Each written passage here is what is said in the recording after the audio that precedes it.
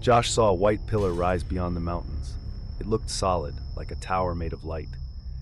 His autopilot died as the cockpit filled with glare. Then 42 minutes vanished from the recorder. Josh Rainier is a captain with 14 years flying. He knows Colorado skies and quiet mountain routes. On April 19, 2023, he flew. A Cessna Caravan carried passengers toward Durango. The weather stayed clean and calm at first. At 7:47 p.m., at 13,500 feet, Josh saw something that broke every rule he trusted. A vertical beam stood in the distance. It rose from ground to thin air. It did not flicker. It did not fade. It waited. Josh kept the nose steady and watched the horizon. The beam stayed perfectly upright. It looked wider than a building. It looked narrower than a storm. It felt placed. As they closed within 10 miles, the plane changed. Autopilot clicked off by itself. No warning tone helped him. The controls turned heavy. The yoke resisted like thick syrup. Josh tried trim and power. The plane obeyed, but slowly. He felt drag with no wind. He felt pressure with no turbulence. The air looked clear, yet it felt crowded. Within 5 miles, instruments began to lie. The attitude indicator rolled in circles. Altitude jumped up and down. The compass spun clockwise while they flew straight. Even the cabin lights dimmed, then returned. Josh called air traffic control. His radio hissed with clean static. A thin tone rode under the static. It matched the beam rhythm in his eyes. He tried the second radio. The same result. Then the cockpit flooded with white. Not sunlight, not lightning. A uniform glare that erased edges. Josh could not see the panel. He could not see the windshield frame. Only white and pressure. A thought pressed into his mind. Climb. Go higher. Enter the light. It felt calm and final. It did not feel like his own thought. Josh fought it by routine. Hands on yoke, eyes on memory, breath measured. He lowered the nose slightly. He held speed. He refused the climb. The white held for a short stretch. Then it snapped away. Dark normal sky returned at once. The beam was gone. The instrument steadied. The controls felt normal again. Josh looked at GPS and felt cold. They were south of their route. They had passed Durango by 20 miles. They felt only minutes had passed, but the cabin clock did not agree. After landing, Josh expected a normal debrief. Instead, the timeline looked damaged. He requested the cockpit recorder. The file ended early. A long blank span sat in the middle. No hiss, no corruption, just clean absence. 42 minutes were gone. Flight data made it worse. Actual flight time read 81 minutes. Engine logs showed 62 minutes. That gap did not match any failure Josh felt. No alarms, no emergency call, no record of a shutdown. The GPS track showed a discontinuity, a smooth line, then a jump. The aircraft appeared 20 miles past Durango, as if a slice of sky was missing. Josh asked maintenance to pull fault codes. They found none. No voltage spike, no avionics fault stored. Yet Josh clearly remembered autopilot dropping. He remembered the yoke turning heavy. He remembered instruments spinning. He requested ATC audio.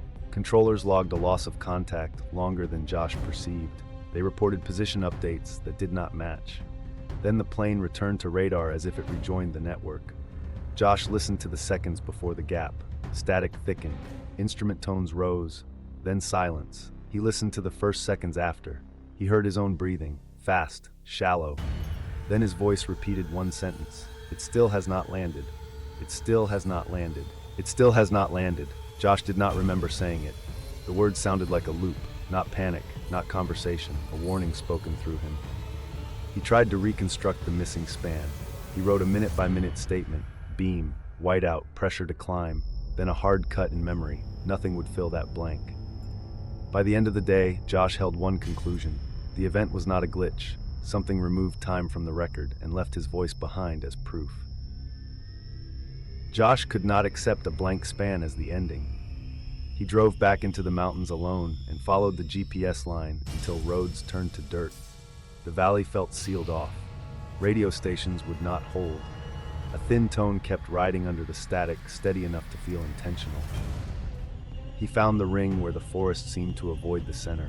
Pines formed a loose circle. Their trunks were scorched on one side. The burn lines ran straight and vertical, like a flat wall of heat passed through. Inside the circle, bark looked wrong. Inner layers had melted and rehardened into a glass-like crust. The soil at the center was darkened and stubborn. Grass refused to grow.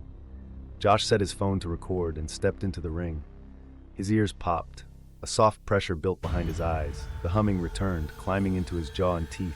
He felt a brief nausea, like two motions disagreeing. A pale light bloomed above the ring. Then a smooth disc-shaped craft hovered 20 feet up. No seams, no windows, no exhaust. It did not drift. It did not land. Josh understood the sentence again. It still has not landed. A sheet of light dropped from the craft like liquid glass. It touched the soil without disturbing dust. The air inside the ring went too quiet. Insects stopped. Wind and branches seemed paused. Josh tried to step back and felt delayed, like moving through deep water. The sheet swept across him.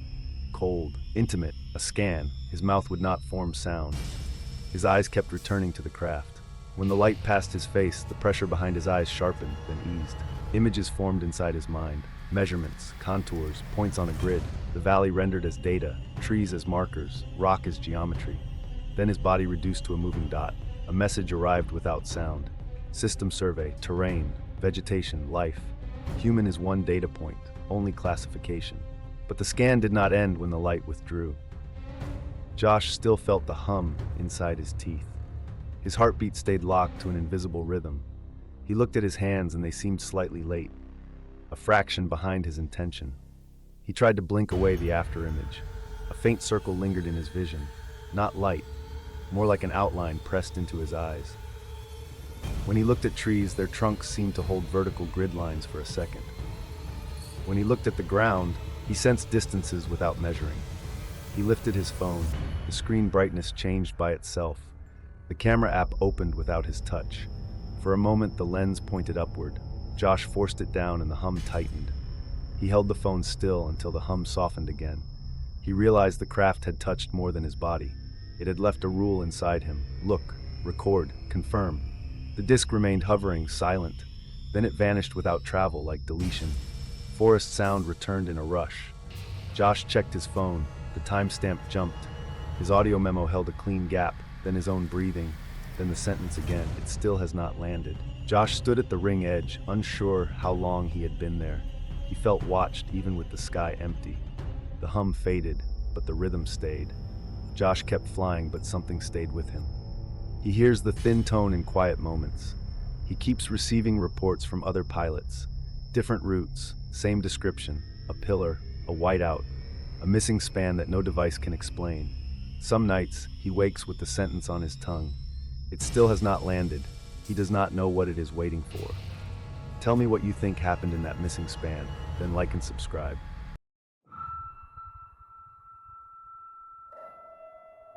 What if a star dropped too low and stopped above your intersection? What if 4 beams pinned 4 roads like a trap laid for traffic? And what if the only thing it said inside your head was, "You are seen"? Maria was driving an ambulance through rural Wyoming. An elderly patient lay strapped to the stretcher. The road ahead was empty. Near a remote crossroads, the daylight changed. A white light hovered about 50 feet above the intersection. It looked like a star that fell too low and stopped. It folded into itself like a flower opening backward. 4 separate beams reached down at once. One beam pinned each road leading into the intersection. The beams did not spin. They held steady, like instruments aimed at traffic. When the beam touched the ambulance, the engine cut. The cabin went silent. No vibration, no fan, no ticking plastic. Maria tried to inhale. Her chest did not move. She tried again. Nothing. Panic hit like a physical shove. Her body screamed for air. Her lungs stayed empty. She tried to move her fingers. They stayed curled around the strap. She tried to turn her head. Her neck would not obey. She tried to swallow. Her throat locked. Her mind raced anyway. Heart attack, stroke, seizure, gas leak, carbon monoxide. None of it matched. None of it explained the frozen air. She tried to look at the patient. Her eyes moved, but slowly, like her gaze had to push through syrup. The patient was still, chest not rising, eyes half open.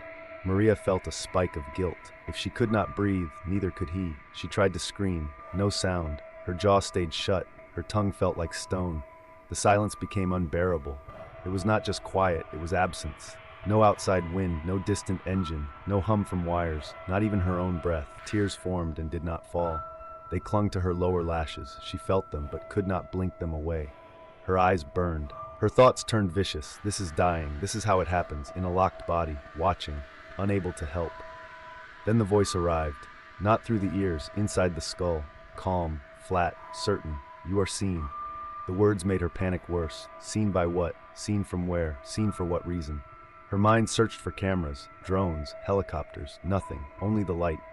She tried to force her gaze away from it. She tried to focus on the dashboard, the glove compartment, her own hands. Her attention snapped back to the windshield. Like the light owned her focus. She tried to pray. The prayer broke apart. She could not hold a sentence.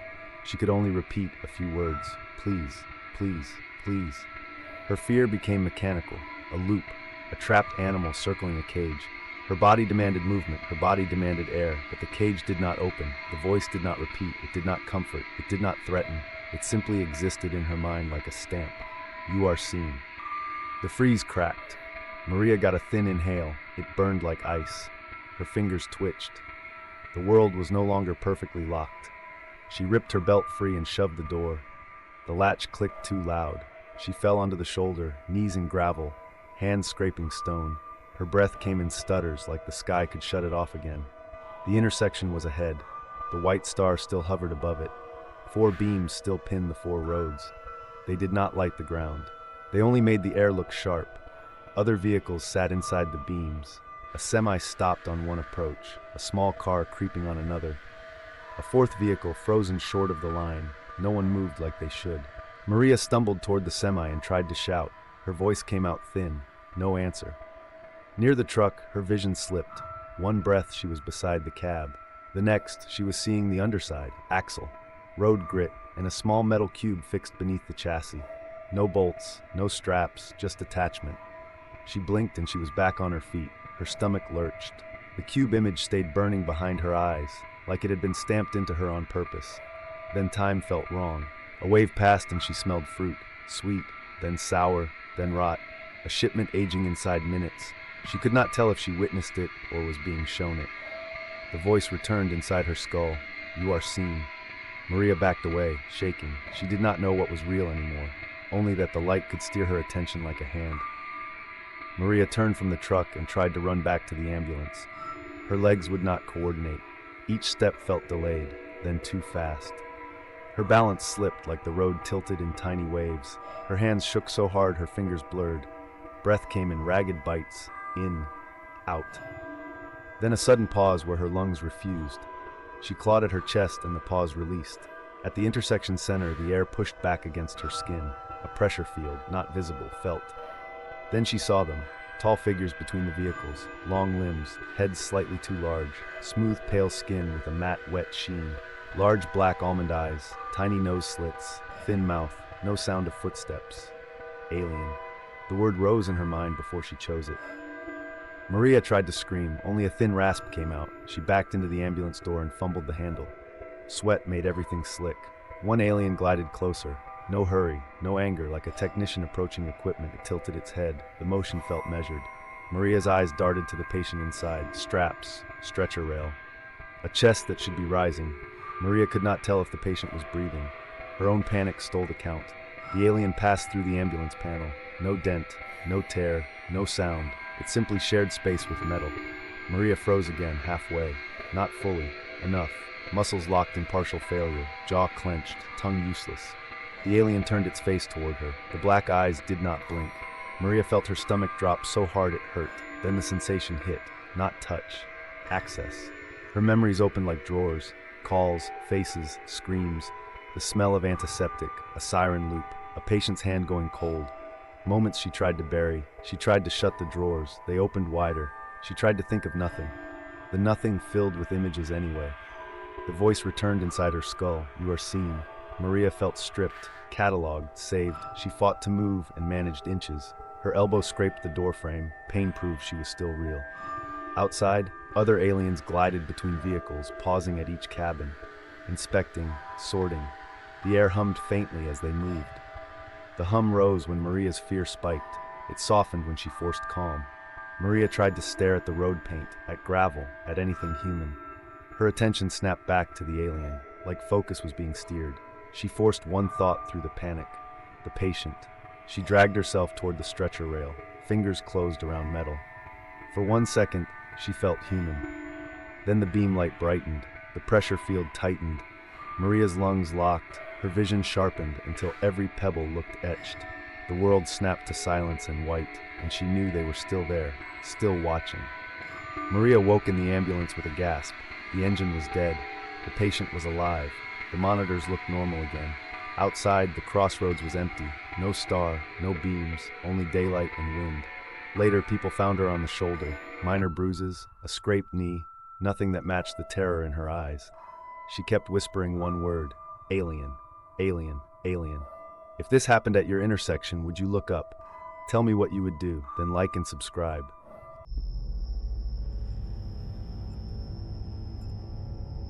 A patrol team went out, and the range lost every signal from them at once. Betty White heard the last transmission cut off mid-word, then saw a strange aerial craft hanging low over the desert like it was waiting. Seconds later, the horizon went dark again, and the team did not answer any channel. Betty White was on duty, part of the military machine that relied on schedules, check-ins, and clean logs. She was close enough to the patrol route to see the interruption with her own eyes, and trained enough to understand how wrong it was. That also meant her statement could be controlled from the inside. She said she witnessed the instant the routine shift broke apart. While the range expected predictable risks, her account pointed to something outside procedure, something that arrived with intent, took a person, and left the system scrambling to explain the gap. A scheduled check-in window opened and closed with nothing but carrier hiss. The dispatcher repeated the call immediately and switched channels, while a vehicle on a parallel route was tasked to confirm the patrol corridor by sight.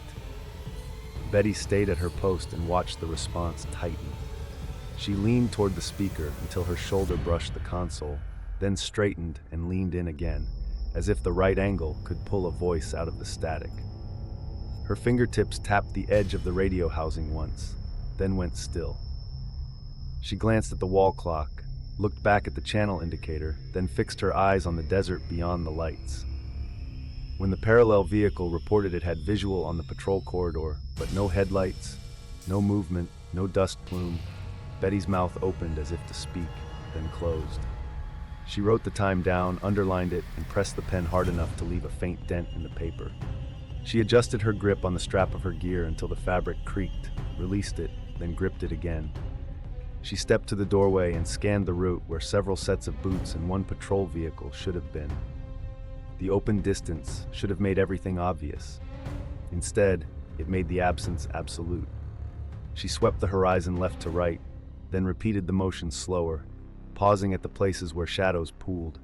Then, at the far edge of her sight, a shape appeared. It was only a brief presence, a dark form sliding low against the horizon, too smooth to be a truck, and too steady to be a flare. It dipped closer to the ground than any aircraft should, paused without pitching forward, and held there for a heartbeat as if it had locked onto a point. Betty's pen slipped from her fingers and clicked against the notebook cover. A blink later, the shape rose straight up and vanished. The search widened into sectors, then tightened into clusters as the patrol team began to reappear in the wrong places. One was found disoriented miles off route.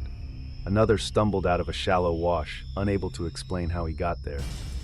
Each return sparked a rush of motion that collapsed into confusion the moment anyone tried to rebuild the timeline. Betty moved with the radios at her back and the desert in front of her, notebook pressed to her chest like a brace. Every time a name was called and answered, her face lifted for a fraction of a second. Then the next silence hit, and the lift drained away. There was one name that did not answer: Jonathan. He had only recently become more than a coworker to her, a fragile beginning neither of them had named for long. A hand left on her arm a beat too long, a quiet walk after shift that felt like a promise. The radio silence now felt personal, like the range had reached into her life and pulled something loose. When the search line finally tightened into a circle of headlights and floodlights, the crowd went still in a way that did not need an order. Someone turned away sharply. Someone else stared as if the eyes could not look away. Jonathan was found last. The words used around the perimeter were careful and clipped, but they could not soften what it meant. Betty's breath caught, then broke. She made a sound she did not recognize as her own and stumbled against a vehicle door, fingers scraping for a grip. Her knees buckled and she dropped to the ground, one hand covering her mouth as if that could hold the moment back. Tears came hard and fast, and she did not try to hide them. Around her, people kept moving because the scene demanded motion, but no one met her eyes. She rocked forward once, then twice, staring past boots and shadows to the place where Jonathan lay, as if her mind refused to accept the geometry of it. And behind her, just outside the main spill of light, a tall, slender silhouette stood half concealed in the darkness. Its oversized head angled slightly, as if studying her. No one called it out. No one turned. Betty did not see it. The silhouette lingered for a heartbeat, then slipped back into the black, leaving only the feeling that the night had been watching all along. In the hours that followed, the story began to narrow instead of open. Betty was redirected away from briefings, told to rest, told to sign, told to stop asking for cross-team timelines. Jonathan's name was handled like a hazard. When she tried to connect what she saw at the horizon to what happened to him, the room cooled and the conversation ended. Still, the people closest to the incident kept working. They tried to reconstruct the route, align the clock times, and compare where each member of the team had been found. They gathered radios, checked vehicle logs, and marked the desert corridor again with fresh stakes and tape. However, each time the investigation found traction, something happened. When a technician laid out a clean strip of radio traffic on a reel to log the gaps, a thin fog crept across the table, as if it had spilled from nowhere. It slid over the tape housing, beaded on the plastic, and when it cleared, minutes of audio had been erased. When a map board finally showed a pattern linking the scattered locations, a soft haze pooled in the corners of the board. Pins loosened without hands. A line Betty watched someone draw in dark pencil faded from the paper while the pencil still hovered above it, the graphite lifting away as if the page refused to hold ink. Betty watched these failures stack up from the edges, always close enough to notice the timing, never close enough to be allowed in the center. Grief kept trying to break through her composure. Her pen paused above a line it should have finished. She stared at an empty chair for a second too long before remembering to move. The interference grew bolder. The haze returned in short pulses, threading through floodlight beams like living smoke. Radios dropped at the same moment across multiple channels, then returned with everyone speaking over one another as if the gap never happened. People began to disagree about what they had just done moments earlier. Simple facts softened, then slid. Near the end of the shift, Betty followed a short corridor between vehicles and floodlight poles, trying to find someone willing to answer her questions. Ahead, a cluster of personnel stood over the marked tape line, arguing softly about whether the stakes had been moved. Betty slowed, and the air thickened again, the way it had when the craft dipped at the horizon. A shadow stretched across the sand that did not match any floodlight. She looked up. At the edge of the illuminated perimeter, a full-body figure stood in clear view, tall and slender, with an elongated head and large black almond eyes catching the light. Its pale skin carried a matte, wet sheen, and faint vein-like lines seemed to glow subtly beneath the surface. Long limbs and long fingers hung still at its sides, as if it had stepped out only to be seen. No one around Betty spoke. No one moved. The investigation had been pushed and pulled all night, and now the force behind it stood fully exposed. Betty stared at the alien until the haze folded over it and the perimeter looked empty again. What do you think Betty really witnessed? Comment your theory below, then like and subscribe.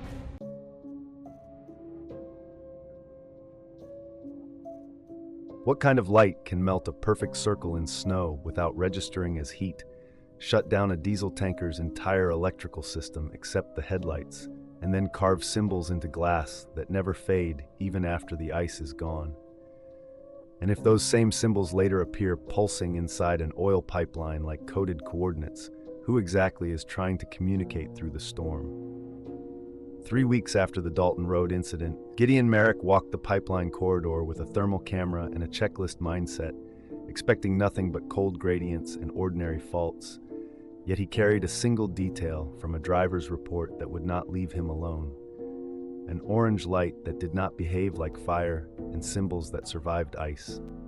The corridor around him felt too quiet for open Alaska, and his CB scan picked up short rhythmic bursts that sounded less like interference and more like something testing the channel. Gideon's thermal display found the first anomaly before his eyes did, a clean orange point hovering about 3 feet above the snow, perfectly defined and unaffected by wind-driven flakes, and directly beneath it, the snow had melted into a flawless circle, yet the thermal readout showed no heat source at all. He moved closer and watched the circle widen by a few inches in a smooth, perfect ring, as if the snow was following an instruction rather than melting, and his headset filled with a low tone that he felt in his teeth and ribs more than he heard. More orange points appeared in mirrored pairs along the right-of-way, spaced with deliberate regularity. Then 6 lights assembled into a pentagon above the pipeline and began rotating with slow certainty, and the low tone deepened into a pressure that made Gideon's stomach tighten. He raised the camera and saw the points brighten in sequence like a scan. Then the lights lowered until they hovered just above the steel, and the impossible part was how the steel reacted. Because the orange did not flare or burn, it seeped, sliding into the metal surface as if the pipeline had become permeable. As the orange sank into the line, dim pulses ignited along the pipe in a repeating cadence, a chain of faint orange nodes blinking like a message traveling through steel, and Gideon realized he was not watching a phenomenon. He was watching a process. He scraped a small metal sample from a site where the glow had concentrated, and the fragment felt warmer than it should in that cold. Then the pulses marched onward in groups, pausing, repeating, then shifting, like a code that expected to be read. That was when Gideon contacted Jude Rassin, the diesel driver whose report had started circulating through the corridor crews, and Jude agreed to meet only because the symbols were still etched into his windshield, still visible at certain angles as if the glass had been engraved by frost itself. Jude described a whiteout night at -32°C when orange lights formed a corridor along the road. His engine died while his headlights stayed bright, and a tall, thin figure stepped out of an orange door and wrote numbers into instant fractal ice on his windshield with a hand that had too many finger lengths. And Jude's timeline did not add up afterward, 4 hours missing on a stretch that should have taken 90 minutes.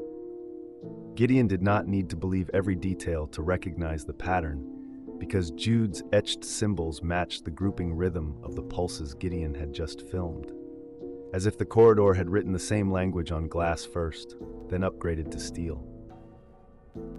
Gideon brought his thermal stills and the scraped metal sample to Jude Rassin, and one look at Jude's etched windshield was enough, because the clusters matched the pipeline pulse cadence in the same pauses and repeats.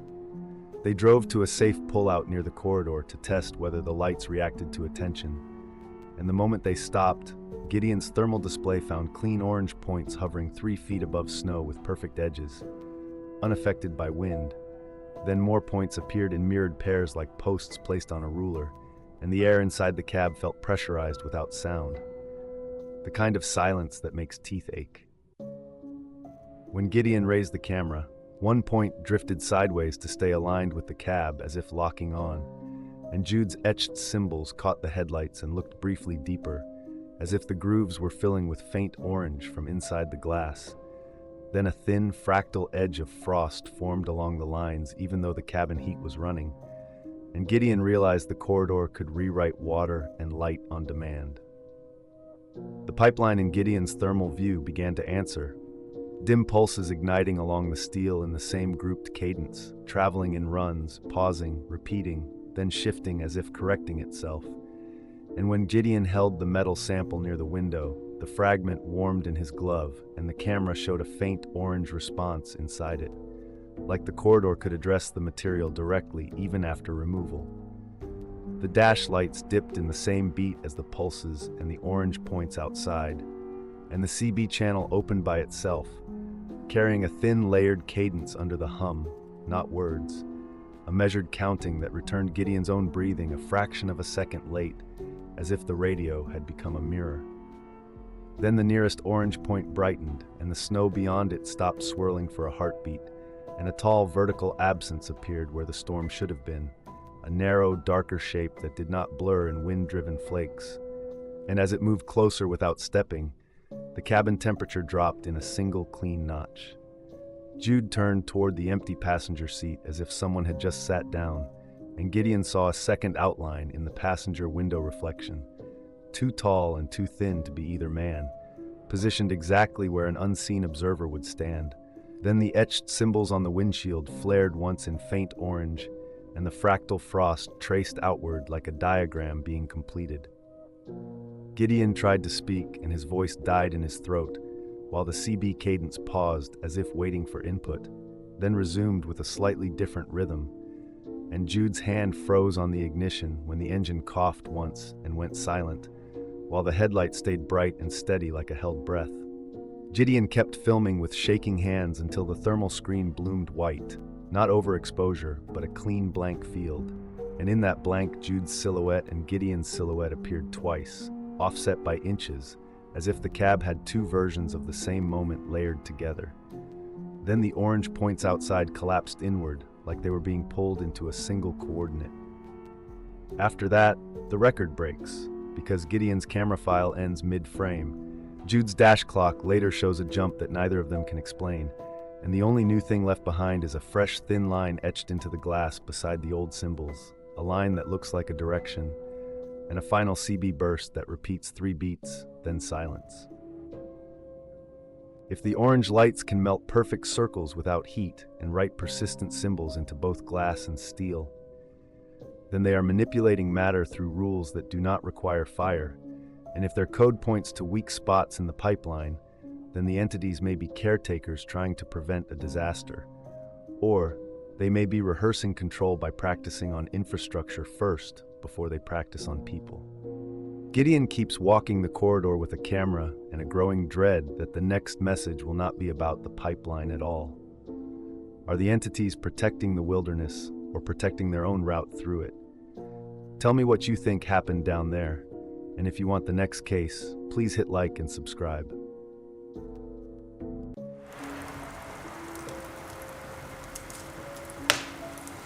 The last transmission from St. Lawrence Island was not a report, it was a warning.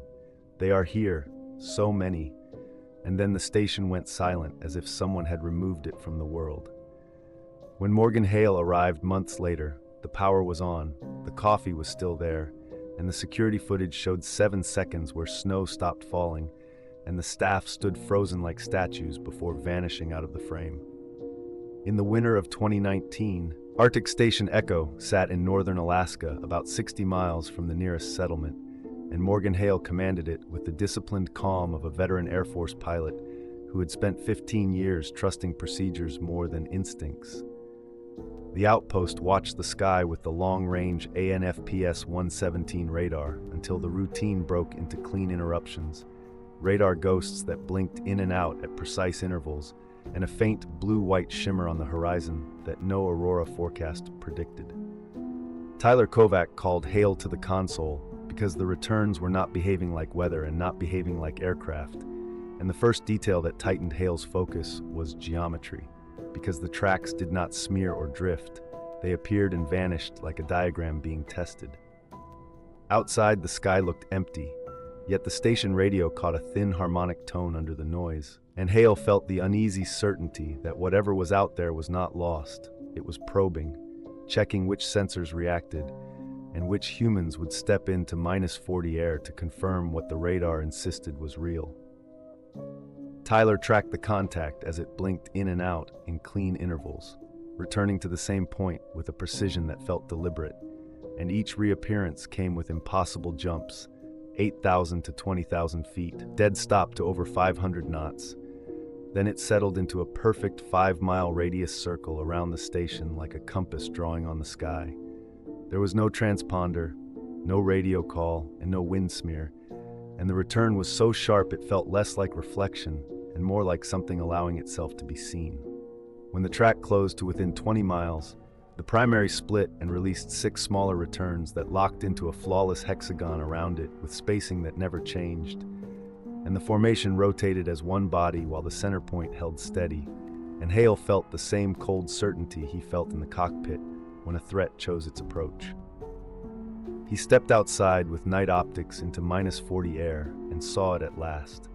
A blue-white ring pulsing like breath with 6 colder points riding its perimeter, and the whole structure slid across the stars without acceleration, as if inertia did not apply. Then the ring dropped toward 3,000 feet, and the pulse quickened once, and everything cut out at the same instant. Radar clean, sky empty, radio silent, leaving Hale staring at darkness that felt staged. Because the disappearance was too perfect to be escape, it was a shutdown. Hale spent 3 hours writing a detailed report with times, ranges, speed brackets, altitude jumps, and the hexagon formation, sending it through secure channels to Elmendorf and onward to NORAD, and he expected either silence or skepticism, but the response arrived as action instead of words. Before the next night cycle ended, a C-130 with no markings dropped onto the snow strip and unloaded modern surveillance gear, infrared cameras, electromagnetic sensors, and a small team who gave names without histories, and the upgrade changed the station's atmosphere the way a locked door changes a hallway, because everyone now understood they were not just watching the sky, they were being watched by their own command. Hale received a short order that left no room for curiosity: observe and record, and do not attempt contact. And the wording carried an implication that unsettled him more than any official confirmation, because it suggested contact had already happened elsewhere and did not end well. Tyler asked why the order mattered if the objects vanished on command, and Hale had no answer that felt safe, only the sense that the phenomenon had demonstrated control of detection, and the only thing the station could still control was its own behavior. Months later, a monitoring station on St. Lawrence Island in the Bering Sea went silent after a final message that arrived stripped of professionalism and full of fear. They are here, so many, and the abruptness triggered a response that pulled Hale into the field alongside a small team assembled in haste, people who asked for sensor data first and names second. When their aircraft arrived, the station was powered, doors intact, equipment running, coffee left in cups, and 6 personnel missing with no tracks that made sense. And the only evidence that refused to be rational was the security footage, because at the moment of disappearance, time seemed to stop for 7 seconds. Snowflakes hung suspended mid-fall. A dangling cable froze mid-sway. The staff stood motionless like statues, and then the frame jumped and they were gone, leaving the room unchanged except for the absence of people. Outside, the upgraded sensors came alive as if something had allowed them back online, and the radar display filled with returns, not one craft but dozens, forming layered rings around the island that tightened and loosened with orchestral coordination, while a second layer of contacts flickered above them at different altitudes, like a stacked geometry that refused to resolve into a single picture. Through night optics, Hale saw the sky populate with cold points of light that moved without visible acceleration, sliding into new positions like pieces on a board, and then a larger structure descended to within 1,000 feet of the station. Not a simple craft, but a complex presence that looked wrong to the eye, edges appearing and disappearing depending on where Hale focused, depth folding into itself, as if parts of it existed at angles the mind could not hold. And beneath it, the snowfield brightened in faint hexagonal cells that pulsed in sync with the surrounding fleet. Then the contact moved inward, and Hale felt it not as a voice in the room, but as a transmission inside his thoughts. A kind of mathematical music that carried images with it. Earth seen from above, ice thinning, forests burning, cities bright at night, and then other worlds that looked nothing like human maps. And the message was not a sentence, but an understanding pressed whole into his mind, that these beings had observed humanity for a long time, and that the planet's trajectory mattered to them for reasons they did not fully explain. Several members of the team staggered or gripped the table as if the images had weight, and on a monitor the station's personnel roster flickered as if being rewritten, names blinking in and out like radar returns. And Hale realized the phenomenon was not limited by location, it was moving through systems, attention, and memory.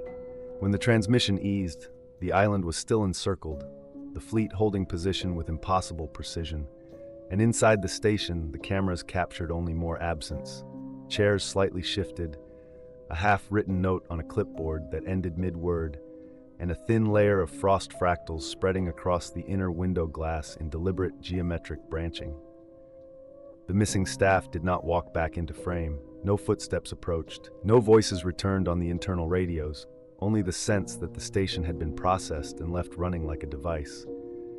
Hale stood in a room full of power and equipment and felt the cold truth settle.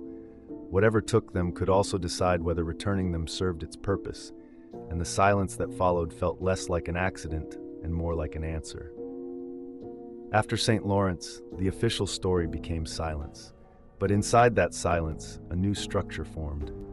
Project Aurora, a compartmented effort to collect data, compare patterns, and prepare for a future contact that might not be optional. Hale understood the unsettling truth that the phenomenon could appear as a ring, a hexagon, a fleet, or a structure that did not fit 3 dimensions, and in every form it demonstrated the same thing: control of time slices, control of geometry, and control of what humans could record and later swear happened. If the beings can pause 7 seconds of falling snow, surround an island with stacked formations, and leave a staff station running without the staff, are they studying us, warning us, or practicing the mechanics of taking without giving back? Leave your theory in the comments, and if you want the next case, hit like and subscribe.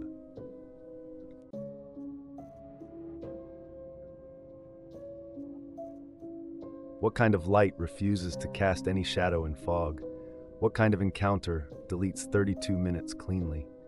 And why did Hannah quit after hearing silence speak? Marcus Calloway worked WS. Nights for 11 steady years. He patrolled Highway 20 through the North Cascades darkness. He trusted culverts, chains, radios, and winter procedure. Halloween 2021 brought thick fog near mile marker 108. He and rookie Hannah Westfield checked drains beside the road. The forest felt muted, like it was holding its breath. Fog swallowed the slope near mile marker 108. Marcus saw blue light through the trees. Hannah assumed a flare. Marcus felt it was watching them. The glow stayed fixed as fog moved. It left no spill on wet leaves. It left no reflection on puddles. That absence made Marcus uneasy. They climbed carefully with flashlights held low. Boots slid on needles and slick moss. The air smelled metallic and cold. The forest sounded quieter than snow. The sphere appeared between trunks, perfectly centered. It hovered at chest height, motionless. It was about 3 feet wide. Its edge looked clean, almost drawn. Marcus aimed his beam at the sphere. The beam curved around it. The fog behind stayed unchanged. No shadow formed anywhere. Hannah stepped closer and stopped breathing. Her radio clicked once, then died. Marcus heard a thin hum in teeth. It felt like pressure without sound. The sphere pulsed brighter, then dimmer. Faint geometric lines appeared in fog. The lines formed a grid, then vanished. Marcus saw the hillside overlaid with other moments. He saw summer ferns replace winter needles. He saw charred trunks, then fresh saplings. He saw future headlights cutting new asphalt. Hannah whispered someone stood behind it. Marcus saw a tall, thin outline in fog. It moved without steps, then dissolved. The sphere remained patient and close. Marcus tried speaking, but words felt delayed. His watch froze on 1 minute. The truck lights down slope looked farther away. The sphere pulsed again, stronger now. A thought pushed into his mind. It showed caves under the mountain, glowing faintly. It showed slender figures moving in silence. Hannah grabbed Marcus and pulled hard. Her glove brushed fog beside the sphere. The air felt colder, like water. Her fingers went numb instantly. They backed downhill, never turning away. The hum followed them like an escort. The grid flickered once on Marcus's lens. They reached the truck and slammed doors. The cab clock jumped forward 32 minutes. Marcus checked logs and found a clean gap. Hannah stared into fog and started crying. Marcus hunted answers off duty, staying off station radios. He pulled night logs from sheds and old depots. Some pages were missing, yet staples stayed. Inked call signs were scrubbed into gray bruises. The gaps felt intentional, not sloppy bureaucracy. He found a recurring symbol in margin doodles. It looked like a triangle made of dots. Different hands drew it, years apart. Each time it sat near water-related notes: culverts, runoff ditches, creek bends, and spring seeps. The pattern felt like a warning, not folklore. Marcus drove Highway 20 alone and waited inside fog. The air grew heavy near a rock cut. His dash clock paused, then jumped 2 minutes. A pale blue shimmer rose over the ditch. It hovered without reflecting on wet asphalt. His flashlight beam bent, then wrapped around nothing. The shimmer pulsed and the forest went unnaturally quiet. Marcus heard a soft cadence under static, like counting. His radio lit up without transmitting any voice. The speaker returned his breathing, delayed by a beat. Frost formed fractal lines across his windshield edge. The lines traced angles, then locked into a grid. A tall, thin outline appeared inside the headlight glare. It moved without stepping across the ditch. Its shape stayed sharp inside drifting fog. Marcus saw long fingers touch nothing. Then air rippled. The grid on glass brightened, then vanished at once. His phone camera saved only black frames. Marcus backed away, never turning from the shimmer. The blue point followed, staying aligned with his cab. The engine stumbled, then steadied without his touch. The dash lights dipped in a synchronized beat. The cadence on radio paused, as if listening. Then it resumed with a new rhythm. Marcus returned home and found mud on boots, still frozen. His GPS history showed a route he never drove. A new waypoint sat over a creek bend. The label used his own typing style. Marcus understood the boundary, could write back. Marcus returned with Hannah, despite her earlier resignation papers. She said closure required one last drive. They chose November 21st, before closures worsened. Fog clung to trees near mile marker 115. The ditch water ran thin and black. 3 blue spheres appeared, forming a perfect triangle. The triangle held steady without drift. No shadow formed beneath any sphere. The air felt heavy and close. Their truck electronics died in one clean drop. The dash went dark, then stayed dark. Hannah's phone went black, then stayed black. GPS froze on a blank coordinate. Only the headlights stayed bright and steady. One sphere drifted closer, silent and smooth. It stopped beside the hood, perfectly centered. Marcus felt pressure behind his eyes. Hannah clutched her chest, breathing shallow and fast. A thought arrived without words or sound. Marcus saw 10,000 years of seasons. He saw glaciers retreat and forests return.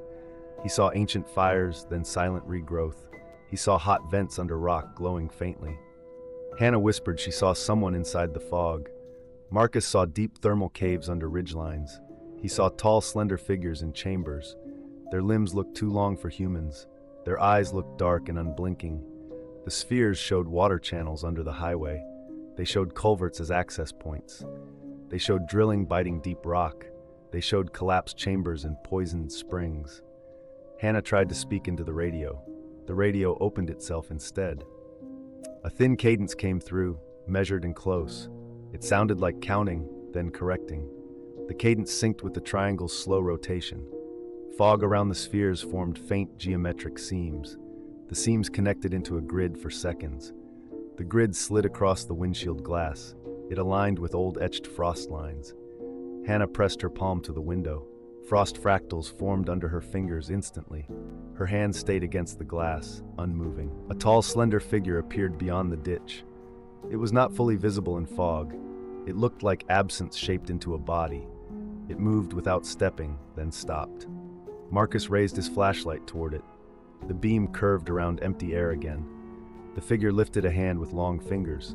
The triangle tightened, shrinking its spacing slightly. The nearest sphere brightened like a signal marker. Hannah's breath fogged the glass, then stopped. Marcus called her name, but sound felt swallowed.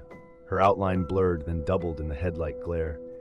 For one heartbeat, 2 Hannahs overlapped. Then the passenger seat was empty. The seatbelt lay buckled, still warm. A blizzard hit without warning, drowning the road. A huge geometric structure settled onto the highway. Its edges looked sharp, then soft, then sharp. The structure hovered without sound or wind. The humanoid figure stepped out beside it. It stood tall and slender in blowing snow. It had long fingers with narrow joints. Its eyes looked black and almond-shaped. It did not speak with a moving mouth. The warning arrived inside Marcus's thoughts. We are not invaders, we live here. Respect this boundary or consequences follow. The figure raised one hand toward the forest. The spheres flashed once, then dimmed. Marcus saw ridgelines mapped in faint light. He saw triangle marks pulsing along drainage lines. Then everything shut down at once. The structure lifted without sound or wind. The spheres folded into one point and vanished. The blizzard noise returned in a rush. Marcus drove back alone, hands shaking on the wheel. He could not recall the next 10 miles. Hannah never clocked in again after that night. Her resignation file stayed unsigned, then vanished. Dispatch logs showed her truck never left the yard, yet Marcus remembered her voice beside him. Marcus filed no report and kept private night logs. He searched ditches and culvert mouths at dawn. He found no tracks, no dropped gear, no answers. The boundary felt open, and it felt personal now. Did the spheres take Hannah, or copy her out of time? Tell me your theory, then hit like and subscribe.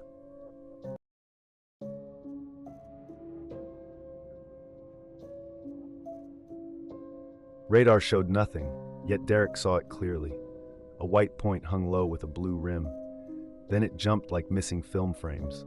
Each jump crushed his chest from the inside. Derek Haynes was 34 and careful by habit. He had Air Force security training behind him.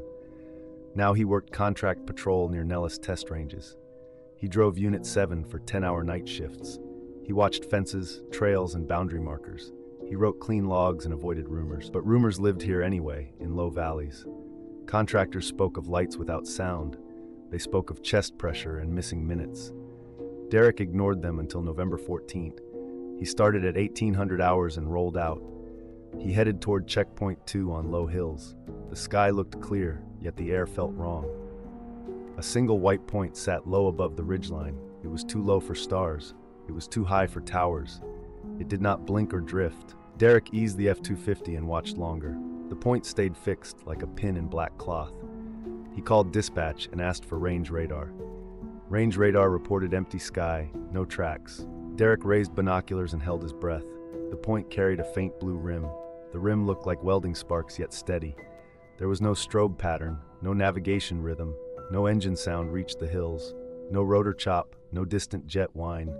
The silence felt deliberate, not accidental. He checked landmarks and confirmed the angle twice. The point stayed exactly above the same notch. Then the air changed without wind. Derek felt pressure around his ears. His skin tingled under his collar. The binocular view sharpened for 1 second. He saw a thin circular edge around the light. The point vanished cleanly, no fade, no streak. The blue rim blinked once, then nothing. Derek watched for any reappearance. The sky remained empty and indifferent. His radio carried only normal range chatter, yet his chest still felt tight. He completed the patrol route and returned to the break area. Another contractor was parked there, engine idling. Derek mentioned the white point without leading questions. The contractor described the same blue rim, same height. Their radio logs also showed empty sky reports. Derek realized it was not a solo error, it was a shared intrusion. 2 nights later, November 16th, the light returned again. It held the same position above the notch. Derek parked on a turnout and watched. The point jumped from A to B instantly. No streak appeared between those points. Each jump hit his chest like compressed air. His ears popped without altitude change. The windshield vibrated, then went still. Range radar again reported empty sky. Yet Derek watched the jumps clearly. The timing felt measured, not random. Reports piled up fast across 8 nights. 7 patrols logged the same white point. Range Supervision issued upgraded observation gear. Derek received a GPS tracker and camera. He received a time-synced audio recorder. On November 22nd, the point appeared right on schedule. Derek captured a clear photo and coordinates. Then 4 more lights blinked into existence. They formed a shallow arc above the valley. The arc bent into a clean curve, then held. Each light had a faint blue rim. None cast any shadow on cloud. The lights began trading positions with perfect timing. They swapped like chess pieces, without travel. Each swap matched a chest pressure pulse. Derek felt pulses while fully stopped. His recorder caught a thin harmonic tone. The tone rose during faster swaps. The arc suddenly inverted into a mirror arc. Then it collapsed into a tight triangle. Then it stretched into a straight line. Each shape change took 1 blink. Derek watched the ridgeline beneath them brighten softly. The glow came from nowhere visible. His phone saved black frames during peak brightness. His GPS drew broken segments in the track log. The brakes aligned with each shape shift. It felt like space was being edited live. His files were reviewed without a signature or name. The next shift included extra batteries and storage. The approval felt like a quiet instruction. Keep watching and do not talk. On November 29th, the desert answered with scale and certainty. Derek drove a ridge road above the basin. 5 vertical lights dropped into the valley. They fell like pillars, perfectly straight. No dust rose from their impact. The air felt pressurized and dry. The stars above seemed dimmer for seconds. Even the horizon looked slightly bowed. 3 large objects slid along the basin floor. They were bus-sized and silver gray. Their shapes ignored wings, rotors, and wheels. They moved without engine noise or tracks. Derek's zoom showed smooth hulls in moonlight. No seams were visible on their surfaces. The vertical lights shifted positions without travel. They blinked into new coordinates together. The formation redrew itself in one beat.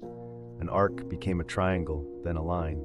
Each change matched a chest pressure pulse. Derek's ribs tightened with every swap.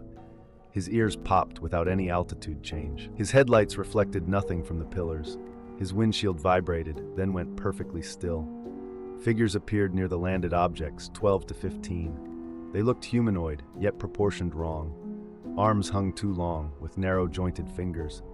Heads looked elongated, with black almond eyes. Skin looked pale gray, with a wet matte sheen. Their movement was smooth, efficient, and synchronized. They circled the objects like trained technicians. One figure knelt beside the dirt and touched nothing. The ground frost patterned into geometric cells. The cells pulsed faintly, then faded. Another figure looked toward Derek's truck lights. Derek felt seen, despite distance and clear air. Derek raised the camera and recorded steadily.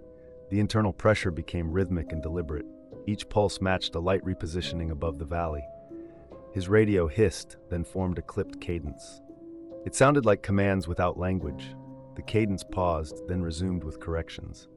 Derek watched his GPS screen flicker, then blank. The clock on his dash froze, then jumped ahead. His camera preview showed 2 basins, slightly misaligned. He blinked, and the misalignment remained. A narrow beam rose from the nearest pillar. The beam connected to a silver hull briefly.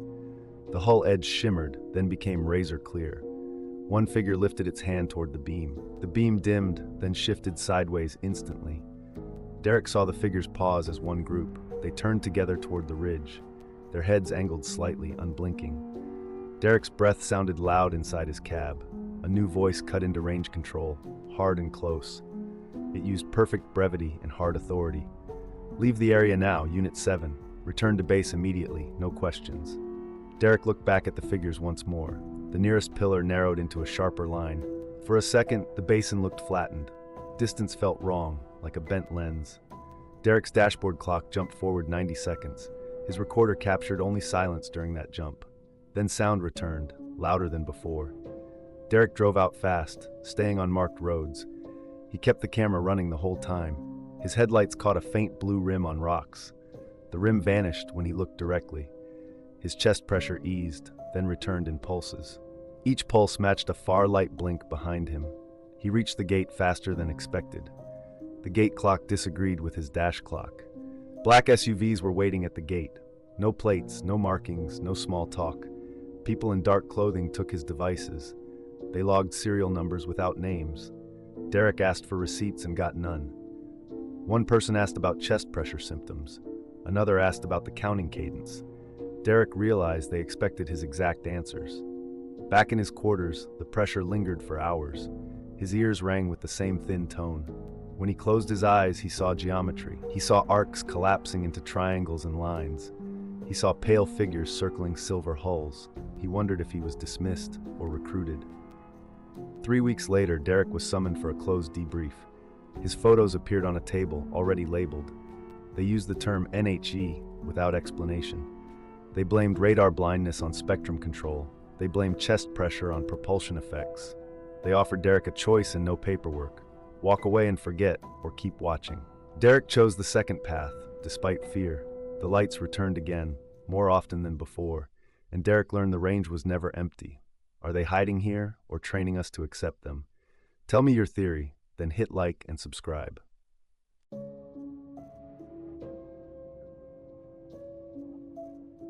He filmed the brightest thing he ever saw on I-40. The playback showed only empty asphalt and dark sky. Then a voice arrived inside his thoughts, calmly. Jasper Mitchell was 24, working security for remote oil sites. He drove between pump stations during long night patrols. Uinta Basin nights felt empty, yet never truly quiet. Headlights cut dust, and radios filled the cab with hiss. Then one Tuesday in October 2019, a sensor went dead. Control asked Jasper to check well 14 in the north sector. 3 miles out, the wind stopped as if switched off. Air pressure dropped and his ears popped inside the cab. The desert sound vanished, leaving only engine vibration. Jasper realized the basin could silence him on command. Well 14 sat alone under black silence. Jasper stopped at the access road, engine idling. The desert felt sealed, and the stars looked dim. A white light hovered 40 feet above the pump jack.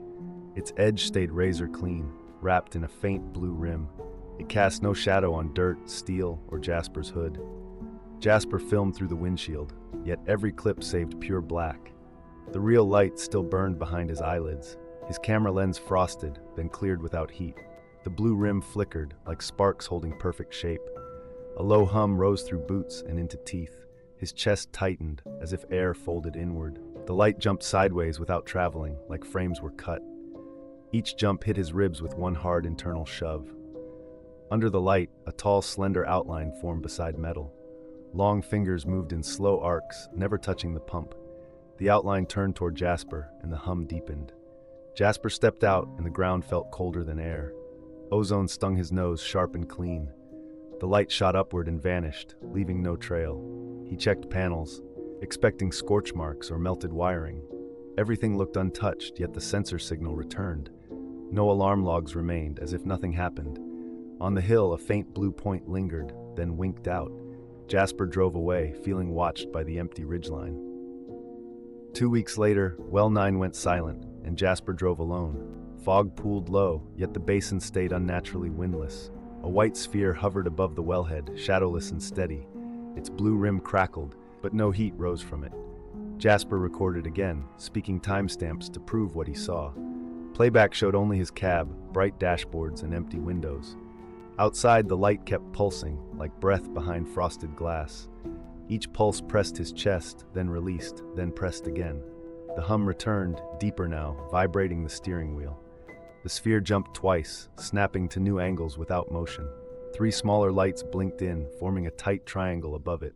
The triangle rotated once, then stopped, perfectly centered over piping. Under the lights, a tall, slender figure appeared beside the pump. Its head looked elongated, and eyes looked black and almond-shaped. Long fingers hovered over valves, never touching metal, yet gauges changed. Pressure spikes flickered on his panel, then normalized instantly. The well's alarm light flashed, then the log erased itself. Jasper watched numbers rewrite, like someone editing a report live. He started mapping every sighting from other guards and crews. Reports clustered between wells 4 and 37, with harsh precision. They followed groundwater lines, uranium claims, and rare mineral seams. Some nights showed arcs of lights, swapping positions above ridgelines. Those swaps matched chest pressure pulses on every witness statement. One crew reported a silver shape sliding low beyond the berm. Another saw figures working inside a luminous ground structure. Jasper began suspecting resource surveys, not random hauntings. He felt counted, like each well was a numbered checkpoint. He kept routes secret, yet the lights found him anyway. On December 18th, Jasper patrolled the north sector alone. At 2:47 a.m., every pump stopped together. That should have required a master cut. 8 white lights appeared across the basin at once. Each hovered above a different wellhead. They held perfect spacing and moved in formation. Jasper's engine died mid-road without warning. His phone froze on 2:47 a.m., refusing to change. The hum returned, deeper and heavier. The lights swapped positions without traveling between points. Each swap pressed his chest inward once. The basin felt compressed, then released, then compressed again. A silver shape slid low beyond a berm, soundless. It looked bus-sized and seam-free. Jasper saw it pause beside well 22.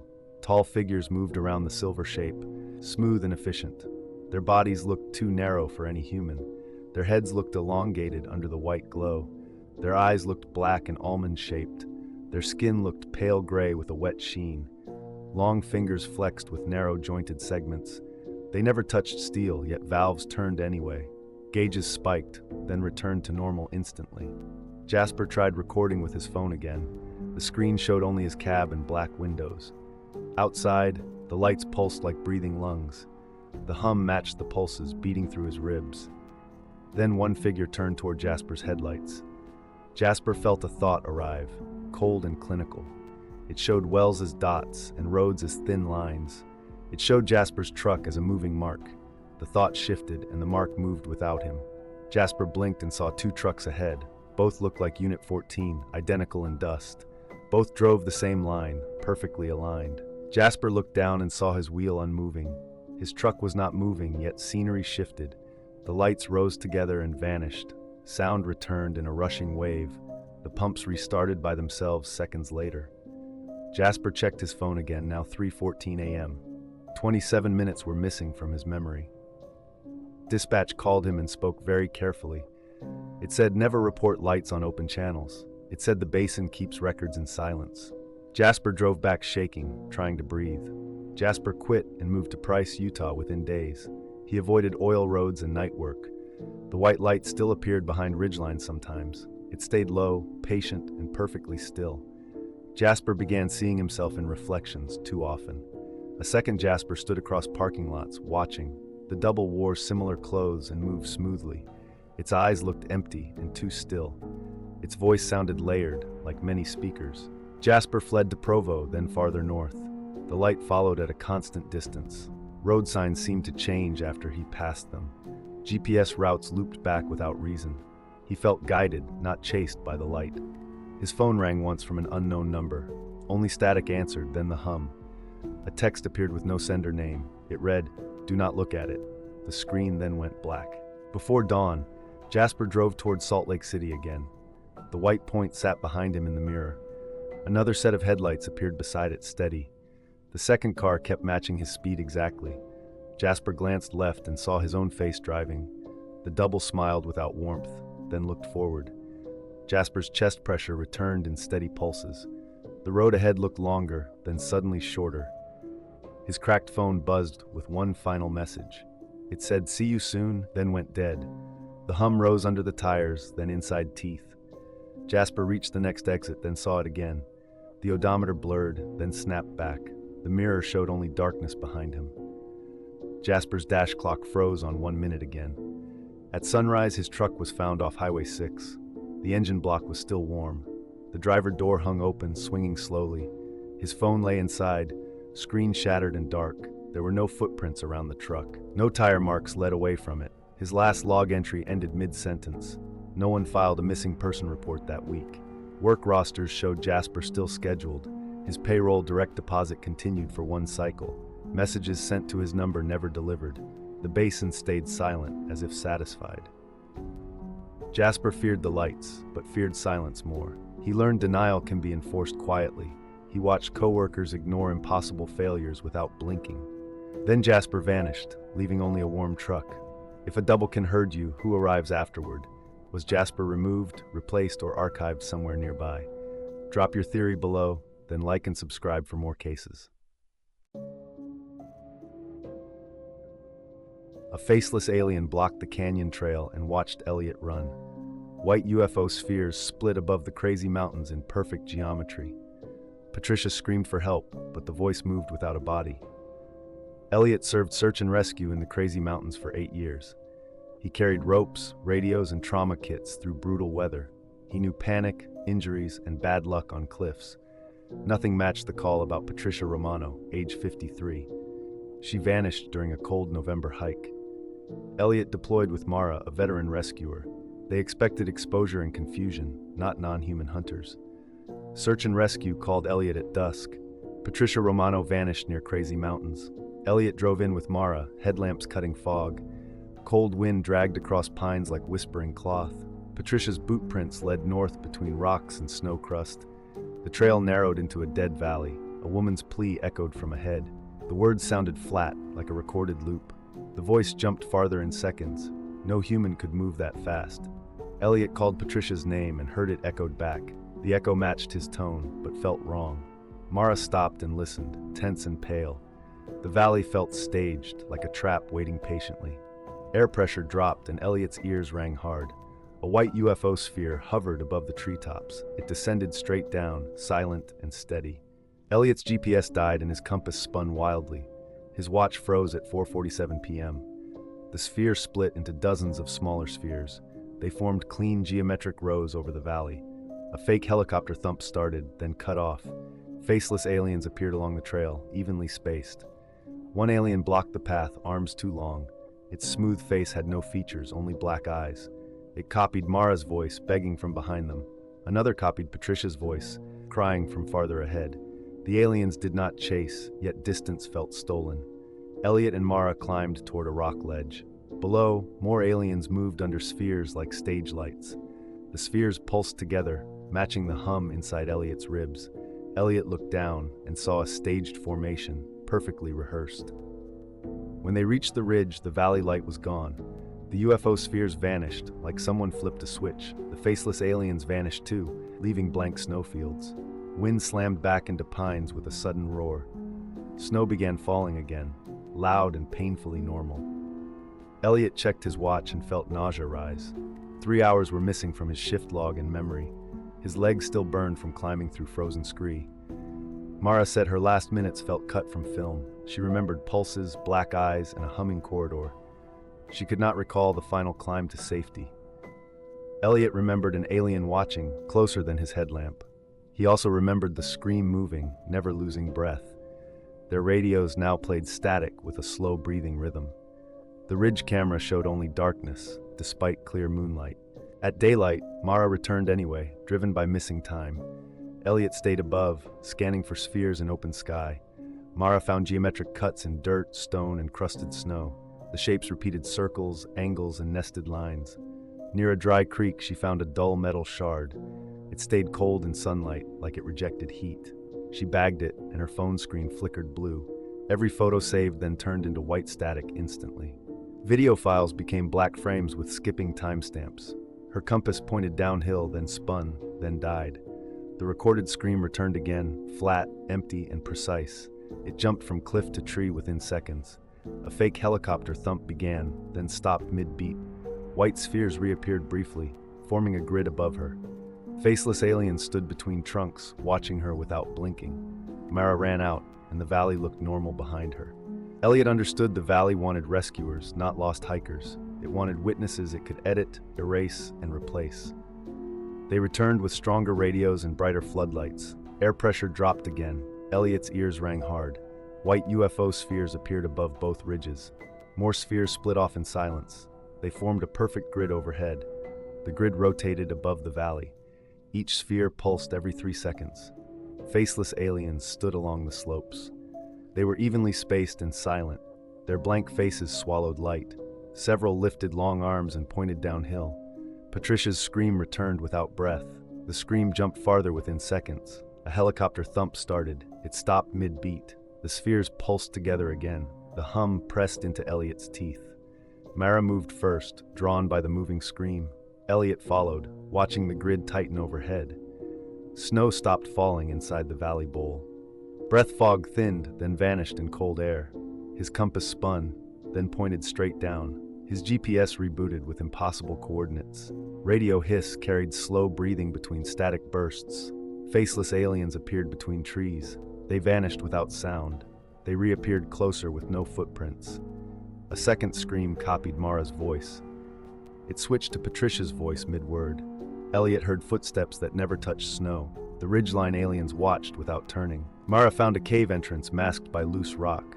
The tunnel felt polished and unnaturally smooth. Glowing symbols crawled along walls in repeating grids. The symbols blinked in 3-second cycles. Dark cables ran through stone in branching paths. Small spheres drifted ahead. They lit paths without shadows. Faceless aliens stood in alcoves, still and upright. Some carried pulsing orbs the size of fists.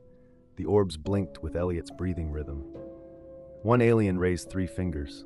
The symbols brightened instantly. Another alien turned its head. The hum changed pitch immediately. Elliot felt the ceiling press lower.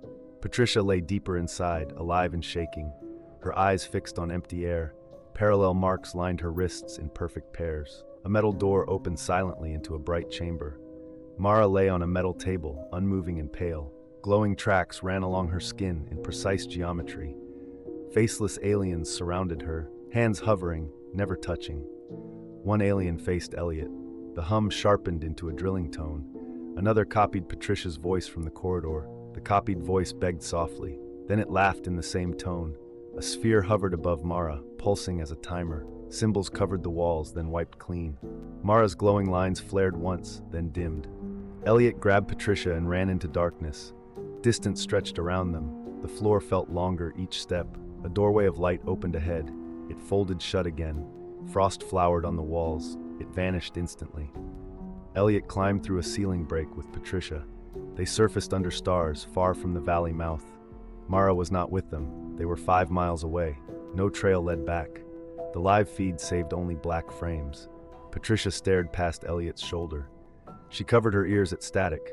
Her hands trembled, then went still. Elliot called Mara on every channel. Only hiss answered. Mara's phone pinged once at midnight. The ping came from the valley. At dawn, her truck sat unlocked. The cab was empty. 3 days later, Mara reappeared at her porch. She stood motionless and barefoot. Thin lines glowed under her skin. She would not speak. Her eyes tracked something unseen. Cameras filled with white noise nightly. The next morning, her front door swung open. Mara was gone again. No footprints marked snow. Elliot prepared a final return alone. He split his stream to servers in 3 states. White spheres rose from trees at shoulder height. Faceless aliens formed a line across his path. One alien touched his lens with 3 fingers. Symbols flashed across glass. They sank into blackness. The grid tightened overhead. It closed without any sound. His stream froze on white static everywhere at once. After that, only humming remained inside Elliot's files. Elliot entered the valley again as a witness, not prey. The live stream ran for 13 minutes. White spheres appeared above him and split into a grid. Faceless aliens stepped into frame and surrounded him silently. Then the feed froze on white static and never returned. Was the valley a trap, a lab, or a border gate? Did Elliot save truth or trade himself for it? Tell your theory below, then like and subscribe for the next case.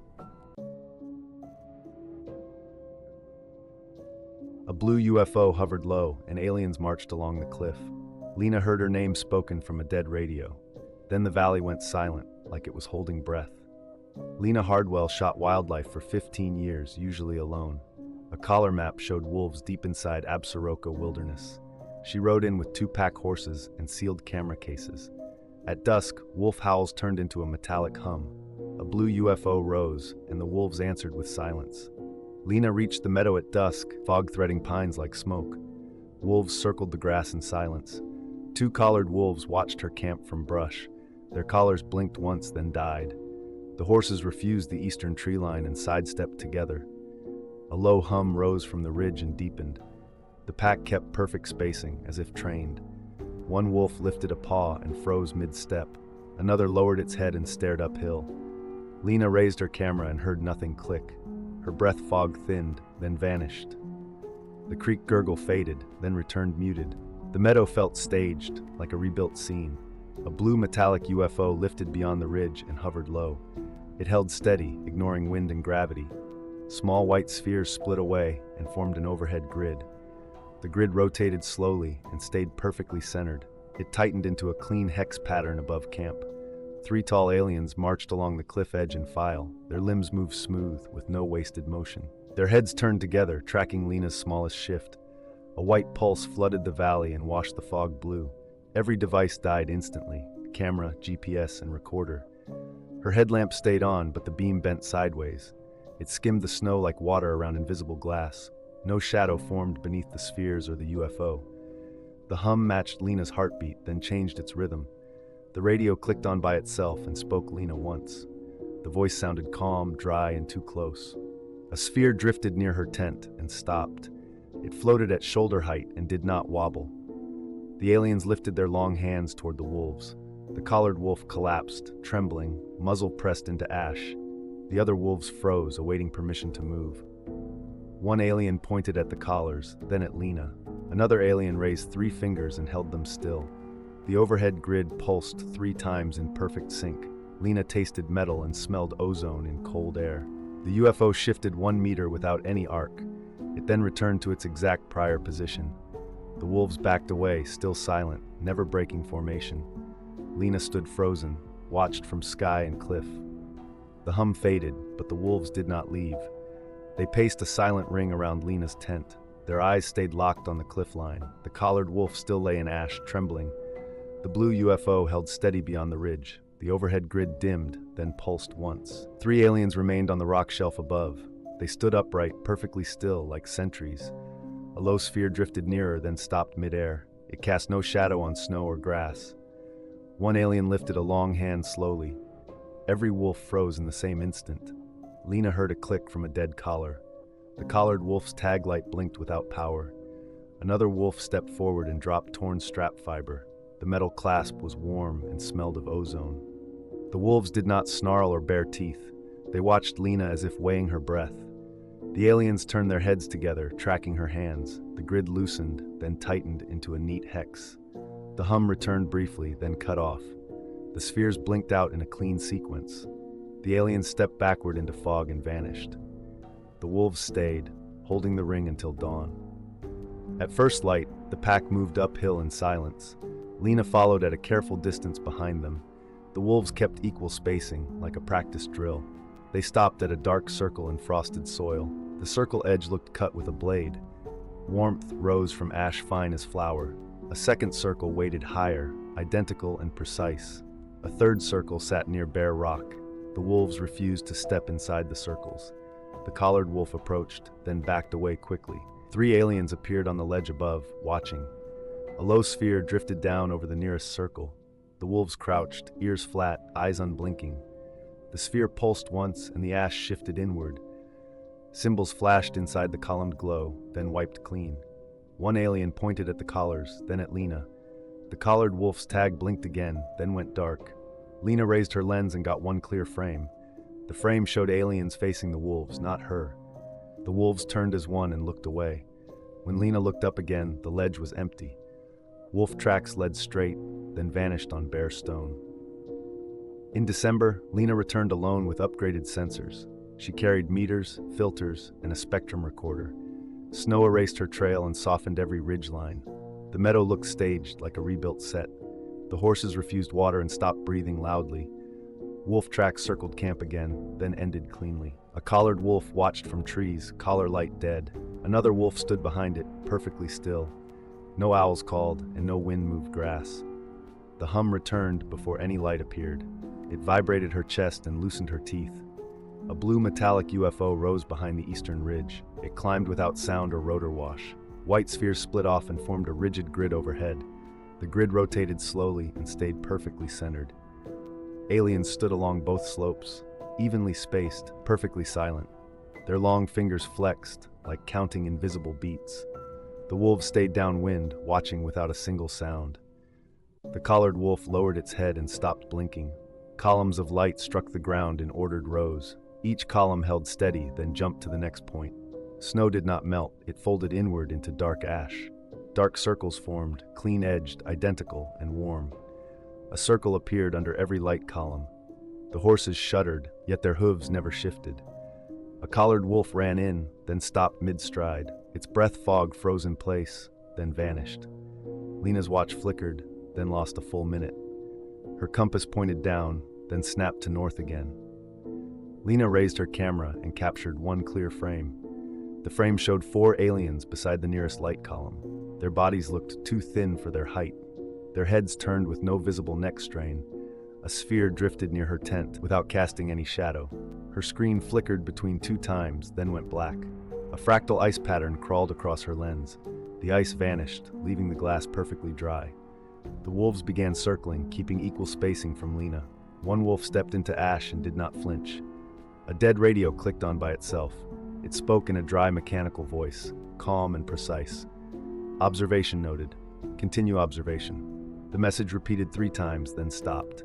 The radio then spoke Lena once, without emotion. Aliens turned together, facing her camp in sync. The hum answered, rising in a slow breathing rhythm. Warmth spread through Lena's palm and wrist. Images flashed of hex cells under snow and stone. She saw wolves moving like pieces on a board. She felt watched from inside the ground. The blue UFO moved closer and paused above the dry creek. The overhead grid tightened into a clean hex pattern. Symbols pulsed inside the columns, then wiped clean again.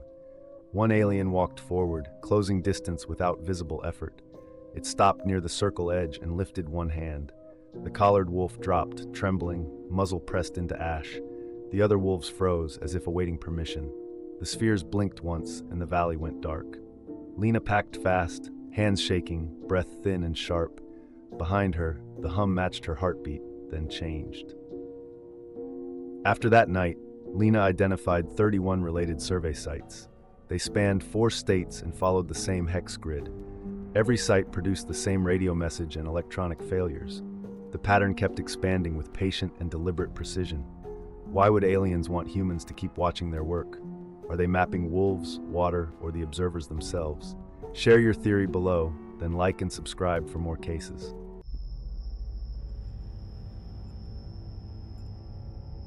At 1:15, a UFO hovered over the north fence. An alien silhouette crossed the warehouse roof in orange light. All 16 cameras went blank as the hum filled the yard. David had guarded government sites for 19 years. He held high clearance and signed too many NDAs. He worked a lone night shift north of Tonopah. The facility stored prototypes and sealed aerospace hardware. He knew questions earned punishment, not answers. Then the protocols started, before he understood why. At 1:15, Camera 7 turned blank without warning. The other feeds followed, one by one, then all at once. Every monitor showed empty black, yet status stayed green. David refreshed the system twice and got the same nothing. A low hum started inside the walls, then underfoot. The air felt heavier, like the room was pressurized. He stepped outside into cold desert air and fine dust. Camera 7 was intact, but aimed straight down.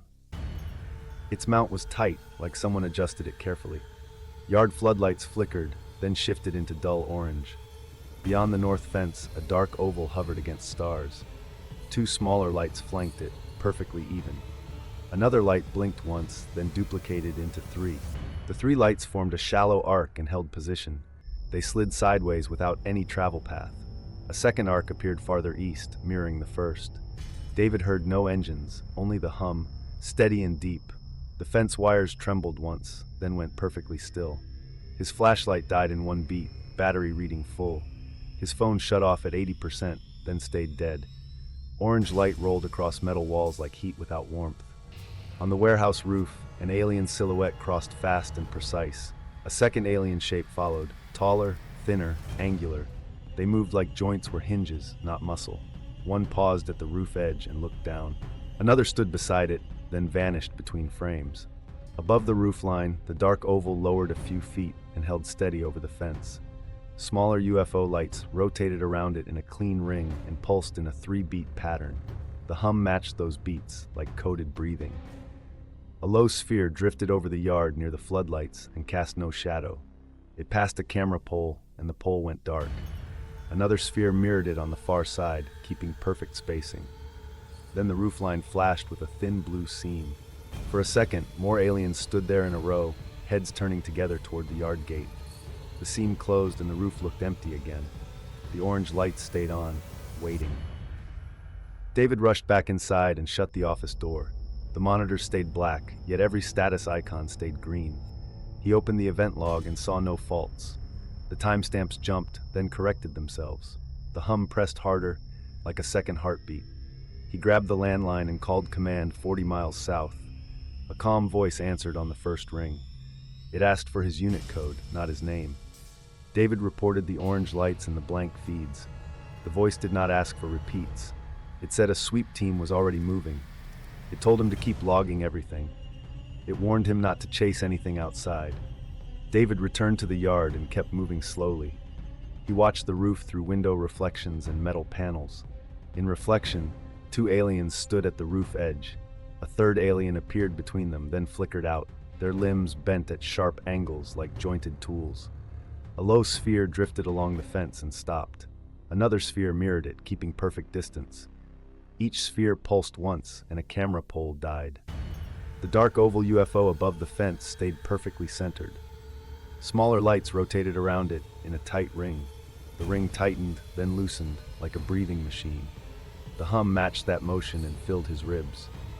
The orange floodlights blinked in 3-beat patterns. One alien raised a hand and held a precise sign. The The ring lights answered with the same 3-beat pulse. David felt his thoughts slow, then snap back. He kept his eyes on reflections and kept walking. The warehouse roof became a stage of orange light. A tall alien silhouette stood at the edge, rigid. Its body looked built from angles, not muscle. Limbs hung too long, joints narrow and sharply defined. Another alien appeared beside it without any approach. It simply occupied the space, then shifted aside. Their heads turned together, matching timing like a metronome. The roofline flashed with a thin blue seam. For one blink, more aliens stood inside that seam. They lined up like figures in a doorway. The seam closed, and they vanished again. Above the north fence, a dark oval UFO lowered and stopped. It held position with absolute steadiness, ignoring wind and gravity. Smaller lights rotated around it in a perfect ring. The ring tightened, then loosened like controlled breathing. Each light pulsed in a 3-beat pattern. A second oval appeared farther east, smaller but identical. Its ring formed instantly, matching the first ring rhythm. The two rings synced, then drifted sideways together. They shifted without any visible travel path. A third light blinked above them, then split into 6. Those 6 formed a clean hex around the first oval. Low spheres moved through the yard at shoulder height. They crossed floodlights, and the glow deepened orange. They passed camera poles, and each pole went dark. The spheres never cast shadows on gravel or steel. They stopped at measured points along the perimeter. Each stop mirrored another stop across the yard. The hum thickened and added faint clicking beneath it. The clicking sounded like counting, steady and patient. Thin beams flickered down, then vanished before touching ground. Where beams aimed, the gravel looked briefly wet and glassy. The tall alien crouched at the roof edge and dropped. It fell without sound, as if gravity was muted. It met the ground with no dust, no impact, no rebound. It moved into darkness, then appeared closer by position change. A thinner alien crossed behind it, fast and precise. The two separated and rejoined as if following a grid. One raised a long hand and folded fingers into a sign. The ring lights answered with the same pattern in pulses. A nearby sphere drifted toward the office windows and stopped. It held perfectly still, like it was listening. A blue seam opened again along the roofline and stayed open. Inside it, silhouettes looked layered, like stacked depth. Aliens stood at different distances, yet aligned in one row. The seam brightened, and the hum shifted pitch. For a moment, the two oval UFOs aligned nose to nose. Then they separated without motion or sound. Their rings rotated opposite directions, then stopped in sync. A faint geometric lattice appeared between the ovals. The lattice pulsed once, then folded inward and vanished. Then every sphere pulsed at the same instant. The ring lights flashed in a clean sequence, left to right. The roof seam closed like a cut stitched shut. Aliens on the ground blurred, then snapped into new positions. The two ovals rose together and drifted beyond the fence. Smaller lights followed in tight formation, never breaking spacing. The orange glow faded back toward harsh white. The hum lingered thin and patient, as if it stayed nearby. David stayed on shift, but something in him broke. He kept hearing the hum inside quiet rooms. Orange light followed him behind closed eyelids. He stopped trusting screens, then stopped trusting silence. Each blank camera frame felt like a warning. He checked corners twice, then checked them again. Sleep came in fragments, always ending at 1:15. He woke tasting metal, with static in his ears. 3 weeks later, he requested a transfer without explanation. He never spoke about Tanopa to anyone at work. He only wrote one line in his private notebook. They can erase feeds, but they cannot erase memory. So what did the UFOs want from that facility? Drop your theory below, then like and subscribe.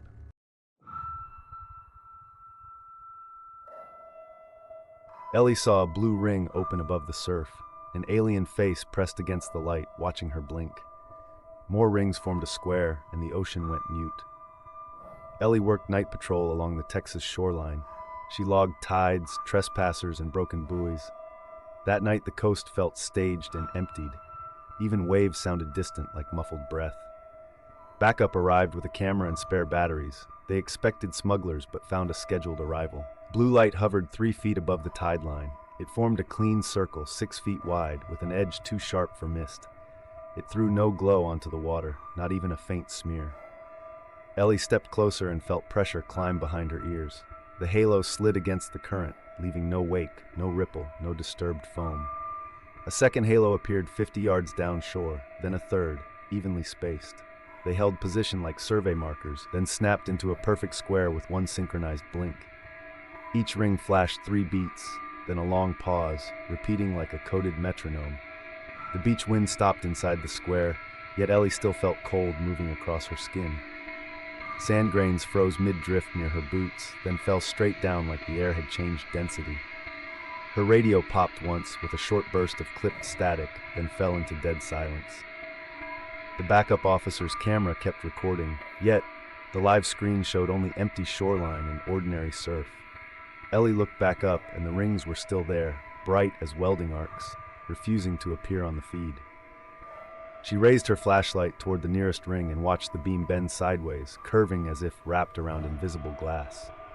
The ring brightened, then sank into deep indigo. Shapes crawled across its surface like living geometry, angles collapsing into new angles. Something stood inside the circle, tall and narrow, too clearly shaped to be glare. It looked like an alien, not a trick of fog. Limbs hung too long, elbows bending in wrong places. Its head tilted, smooth and unreadable, and 2 dark almond eyes held steady on Ellie. A thin mouth line opened, but no sound came out. Ellie felt a cold mind press against her thoughts. Not emotion, just presence and measurement. Images hit her in a burst. Ocean trenches like black wounds, earth from far above, then distant structures suspended over water. Her heartbeat slowed, forced into the ring rhythm. The backup officer spoke, but Ellie could not hear the words. The world dimmed, as if someone lowered every sound and color at once. The ring pulsed once, brighter than the others, and darkness dropped like a curtain. When sight returned, Ellie's clock read 12:17. 90 minutes were missing from her memory, cleanly cut out. The square formation was gone. The backup officer's camera card held nothing but fresh, empty space, as if the night never happened. Ellie did not get a second first encounter. She got aftermath. Before the rings returned, the shoreline infrastructure began failing in a pattern that felt planned. Buoy strobes went dark in sequence from west to east. Tide sensors reported normal numbers, while the waterline climbed anyway. Her radio picked up a low 3-beat thump beneath every channel, like a sonar pulse pressed into static. The backup officer filmed the horizon. Then the camera battery drained from full to 0 in 1 minute. A blue glint appeared offshore, not a halo this time, but a vertical seam of light rising from the water like a blade. The seam widened and revealed a hard-edged craft hovering inches above the surface, smooth and jointless, reflecting nothing. Under it, the ocean flattened into a perfect circle. Ellie saw aliens on the craft's underside, hanging as if gravity belonged to them, their long limbs folded tight, their eyes fixed on the rig. No ring framed them, no glow softened them. They were simply there, exposed and deliberate. Rig 7 went quiet again, but differently. Lights did not fail first. Sound failed first. The platform's generator vibration continued, yet the noise vanished, like someone removed the air that carries it. Ellie climbed the access stairs and felt her lungs working in a silent world. In the control room, the monitors were on, but no longer showed squares.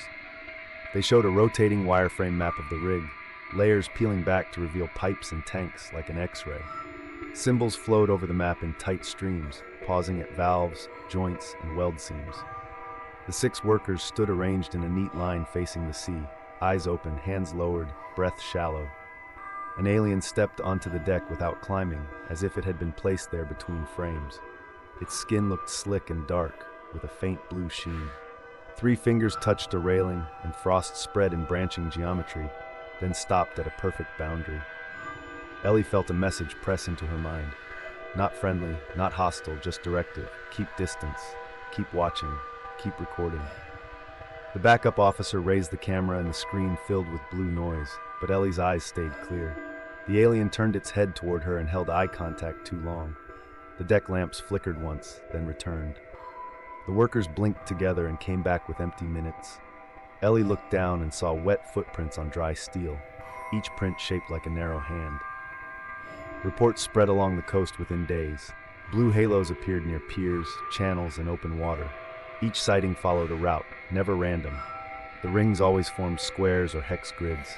Aliens were seen inside them, watching quietly. They never chased, yet people felt guided, pulled by the geometry. Ellie began collecting timestamps and distances.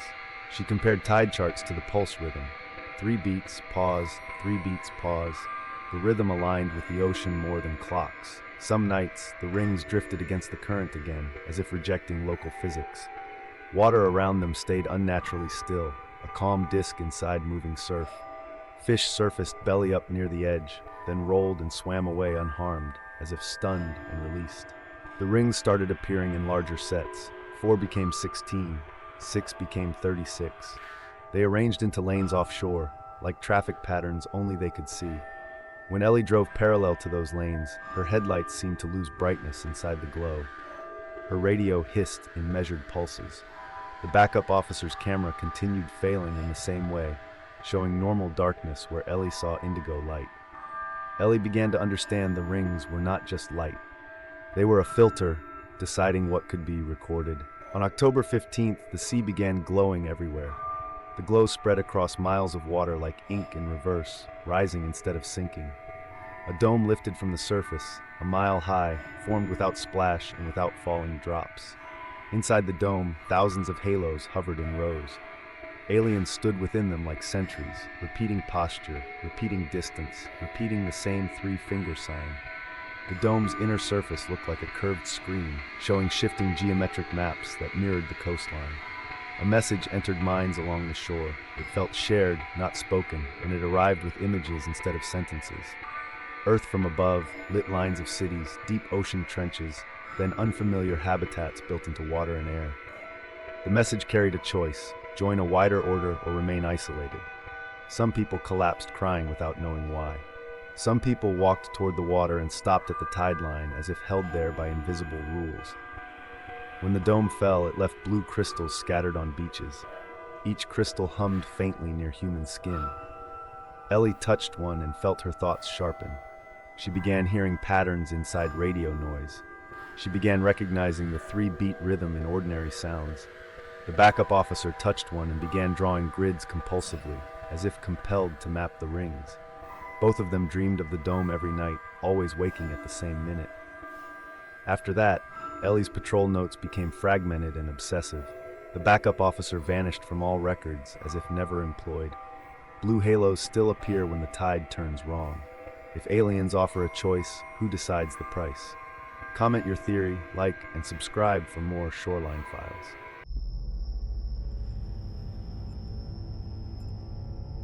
Clay saw an alien silhouette inside an amber sphere. The flock locked into a tight knot, eyes fixed outward. Then the sphere slid after him, staying just out of reach. 30 miles from the nearest town, the pasture should have felt ordinary. Instead, the air carried a wrong stillness and made his skin prickle.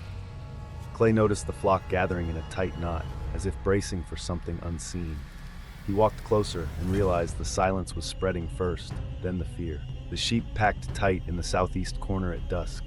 They refused grass and water, and they would not blink. Their bodies formed a blunt wall against the fence. Every head faced the same empty stretch of pasture. No bleats rose, not even a warning grunt. The air felt pressed flat over the grass. The distant highway noise seemed swallowed whole. Clay walked closer, and the flock tightened again. Hooves scraped once, then froze in place. Their eyes tracked something he could not see. The silence seemed thicker near that corner. It felt like a boundary he could almost touch. He stepped back and sound returned slightly. He stepped forward and sound thinned again. At 9:30, the stillness deepened without clouds. The stars looked sharper, almost cut into the sky. Clay felt cold seep under his jacket. The flock shifted suddenly to the northwest corner. They moved as one body, then stopped as one body. Their fear looked rehearsed, too synchronized. An amber sphere appeared 12 feet above the grass. It glowed hard, yet cast no light below. The glow did not paint the fence or ground. It looked bright, yet it felt contained. Inside, an alien outline stood upright and thin. Long arms hung in angled joints beside its body. Dark almond eyes held steady on Clay. The temperature dropped fast across the pasture. Clay's breath turned to white smoke instantly. The sphere slid forward as he backed away. It moved without wobble and without sound. It matched his pace with calm precision. Clay turned toward the house and kept walking. The sphere followed, staying just out of reach. On the porch, the light hovered near the steps. It held position like a patient guard. The alien inside tilted its head slightly. Clay felt a cold pressure behind his eyes. His thoughts slowed, then went empty for a beat. The sphere blinked once, then vanished. Sound returned at full volume, too sudden to trust. Crickets resumed as if on cue. The wind started again but felt delayed. Clay checked his phone and froze. The time had jumped forward without warning. He could not explain the missing minutes. Morning brought bright sun and a sick calm.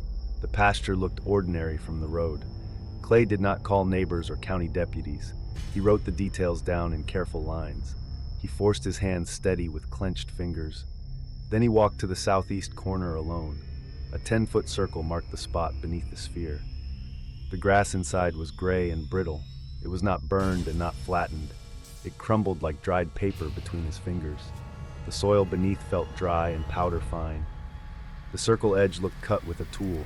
No tracks crossed into it from outside. That afternoon, the flock kept glancing at the same horizon.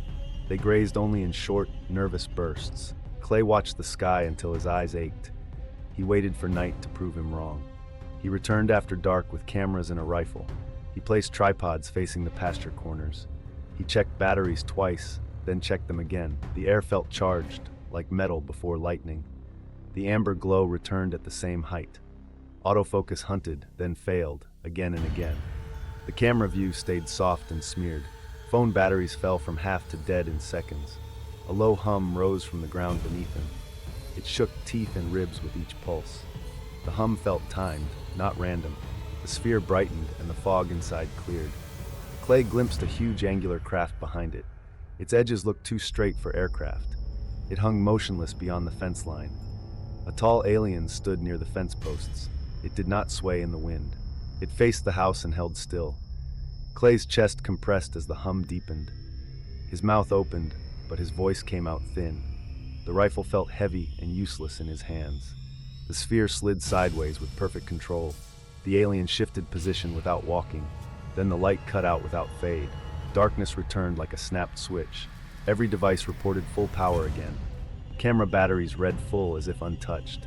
The hum stopped and left his ears ringing. The pasture stayed colder than surrounding air. Clay went inside and locked the door twice. He stared through the window at empty grass. He understood someone had measured his land. He also understood they could return whenever they wanted. 4 nights later, 3 lights appeared at once. They formed a perfect triangle above the pasture. The triangle held steady against invisible wind. Each light pulsed 3 beats, then paused. The pulses matched the earlier silence pattern. The triangle moved in steps, never drifting. It tightened above the house, then expanded over grass. Each step landed with perfect spacing. The flock turned in unison, tracking the pattern. Their hooves stayed planted, yet bodies trembled. One light stretched into a glowing cylinder. It held shape like rigid glass in air. The cylinder split into 8 threads of light. The threads wove symbols above the yard. Shapes folded into cubes and spirals. Then they refolded into impossible knots. Clay felt meaning press against his thoughts. No words formed, only direction and weight. His tongue tasted metal again. The air tightened around his ribs. The porch light flickered once, then steadied. The threads dropped lower over the dead grass circle. The brittle ring brightened from within, ember-like. A faint grid appeared across the ground. It aligned to the house and fence posts. Each grid intersection flashed once, then moved. The movement looked like counting and scanning. The wind stopped only inside the grid. Outside, grass still swayed in the night breeze. Inside, every blade held perfectly still. The grid lines brightened, then faded, repeating. Clay realized the pasture was a test field. The amber sphere returned beside the porch rail. It hovered closer than before, nearly arm length. The alien stood inside, clearer than ever. Its face looked smooth and wet stone. Dark eyes reflected no porch light at all. Long fingers rose, 3 at first, then more. It raised its hand toward Clay, slow and deliberate. The hum rose until Clay's vision shimmered. His mouth opened, but no sound came. He could not step forward or step back. His body felt pinned by invisible pressure. Images slammed into him in hard bursts. He saw animals viewed from far above, tagged and sorted. He saw pastures divided into geometric blocks. He saw underground chambers lit by amber pulses. He saw symbols carved into metal surfaces. Then those symbols peeled away like skin. One clear feeling remained: selection. The triangle pulsed faster and the grid tightened. The alien leaned closer inside the glow. Its eyes did not blink once. Then the lights snapped upward at impossible speed. They vanished without trail or fade. The grid faded last, line by line. Sound returned in a rush, painful and loud. Clay staggered, still tasting metal. At dawn, the flock clustered again in full daylight. They formed a tight knot near the center field. Clay lifted his camera with shaking hands. The fence wire hummed faintly, then stopped. He saw amber glow reflected in the dark window. Months passed, and the dead circle slowly grew green again. Clay kept working, but watched the sky like a sentry. He avoided telling his daughter the full truth. Nightmares came anyway, always with 3 beat pulses. When the sheep bunched at noon, he felt dread bloom. Do you think the aliens were warning, mapping, or claiming territory? Comment your theory, like, and subscribe for more Ranch Files. A UFO shadowed Miguel for 7 miles along Highway 380. An alien appeared beside his cruiser under blue-white glare. Then the radio replayed Miguel's voice in metallic layers. Miguel Torres served as deputy sheriff in rural New Mexico. He knew long roads and longer silences. Reports came from the Roswell to Socorro corridor. Drivers described white beams, dead clocks, and missing minutes. Miguel logged them, then stopped writing details. Someone always arrived before sunrise. Evidence vanished. Witnesses went quiet. The highway stayed open, like nothing happened. Miguel called dispatch from a dirt turnout and reported position. Static answered first, then the hum returned again. He reported an orange-white glow low on the horizon. The speaker returned his words slightly higher than normal. It sounded like him, but hollow and metallic. He repeated the report and listened for human mistakes. There were none. Only perfect timing and clean cadence. Miguel checked the handset and the speaker grill. He checked the antenna cable and the dash fuse.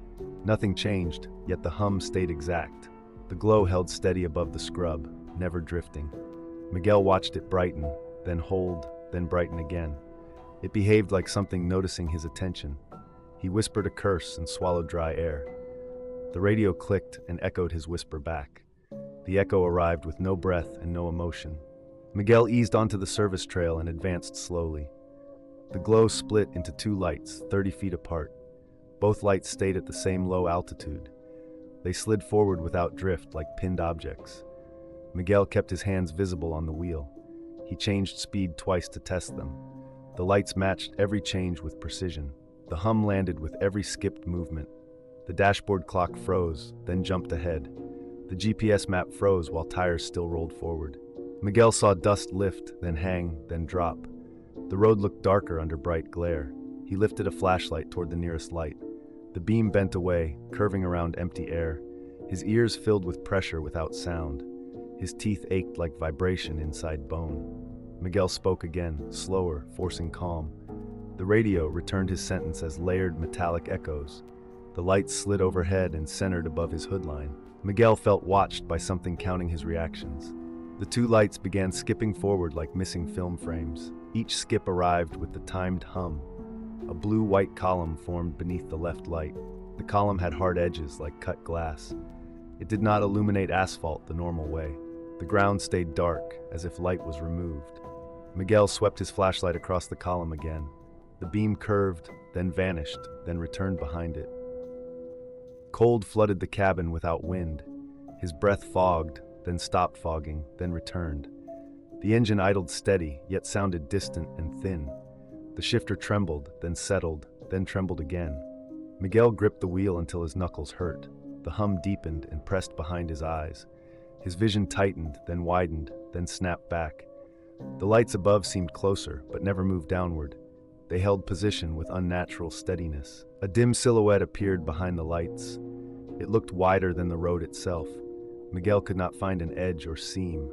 The sky behind it looked wrong, darker than darkness. An alien stepped out from the blue column and faced him. It was tall, thin, and wrong in proportion.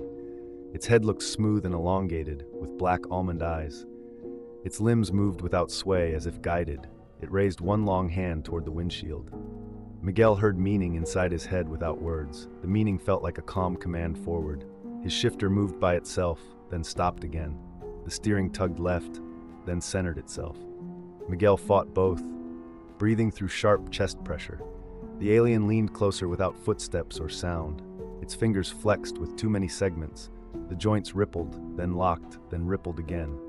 The radio clicked and spoke using Miguel's voice. The voice had no breath and no fear. It repeated his last sentence exactly, then paused.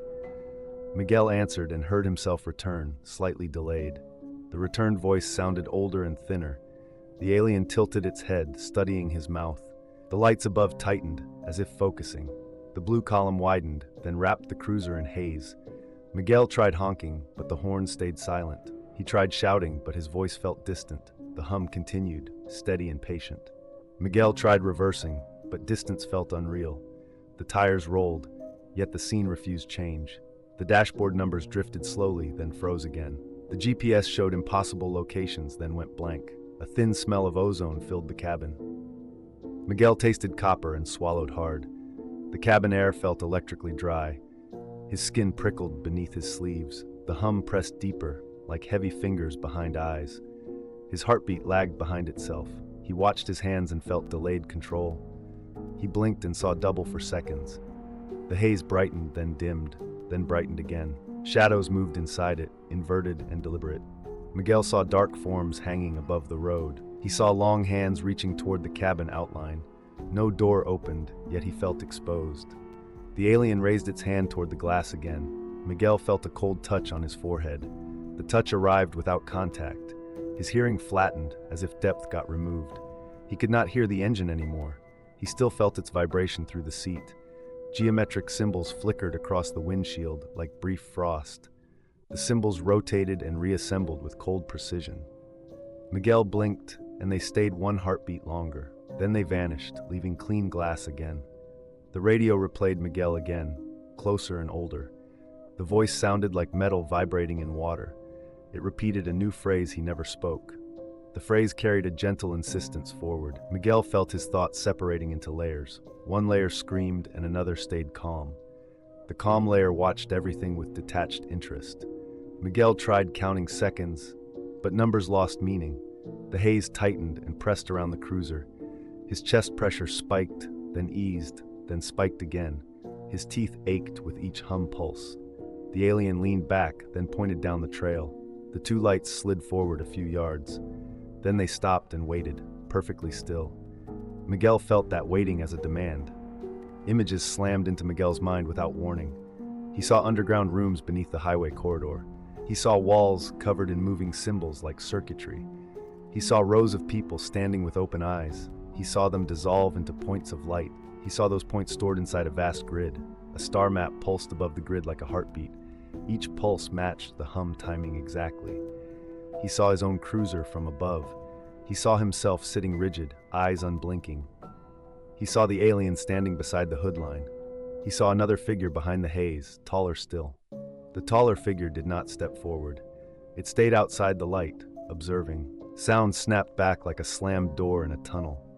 The haze vanished without fading or travel. Both lights winked out in the same instant. Miguel blinked and found gravel under his boots. He was far from the cruiser on open scrub. His cruiser sat locked, engine idling, light still on. No footprints led away from the doors. No tracks crossed scrub between him and the car. Miguel staggered toward the road, dizzy and nauseated. A distant radio squawk cut through the returning night. Headlights appeared on the trail behind him. Responders circled the cruiser, checking doors and glass. They found Miguel lying beyond the beam edge. His eyes were open but unfocused. He tried speaking and produced metallic layered syllables. The syllables repeated with the hum rhythm. Then his normal voice returned in a rush.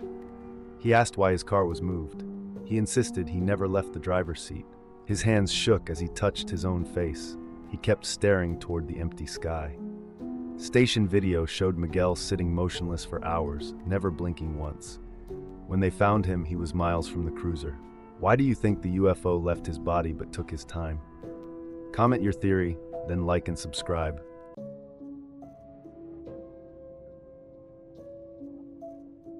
A UFO dropped onto Highway 95 and pinned Mason's cruiser. An alien voice entered his skull and said his name.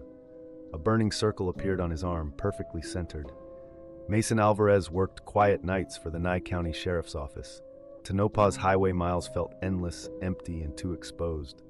Calls were usually stranded cars, drunk drivers, and lost tourists. This winter, the calls started clustering around one stretch. Mile numbers repeated, and witnesses repeated the same fear.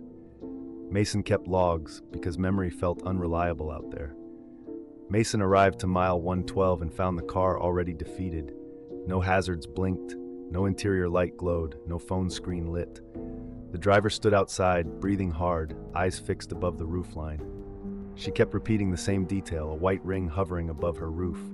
She described a low hum that pressed into her ribs, then her phone died. She said the engine died next, perfectly clean, like a switch. Mason stepped closer and felt the air change around the vehicle. His radio clicked, then fell into blank silence. His flashlight beam hit the ring's underside and curved away. The ring was bright, yet the ground beneath stayed dark.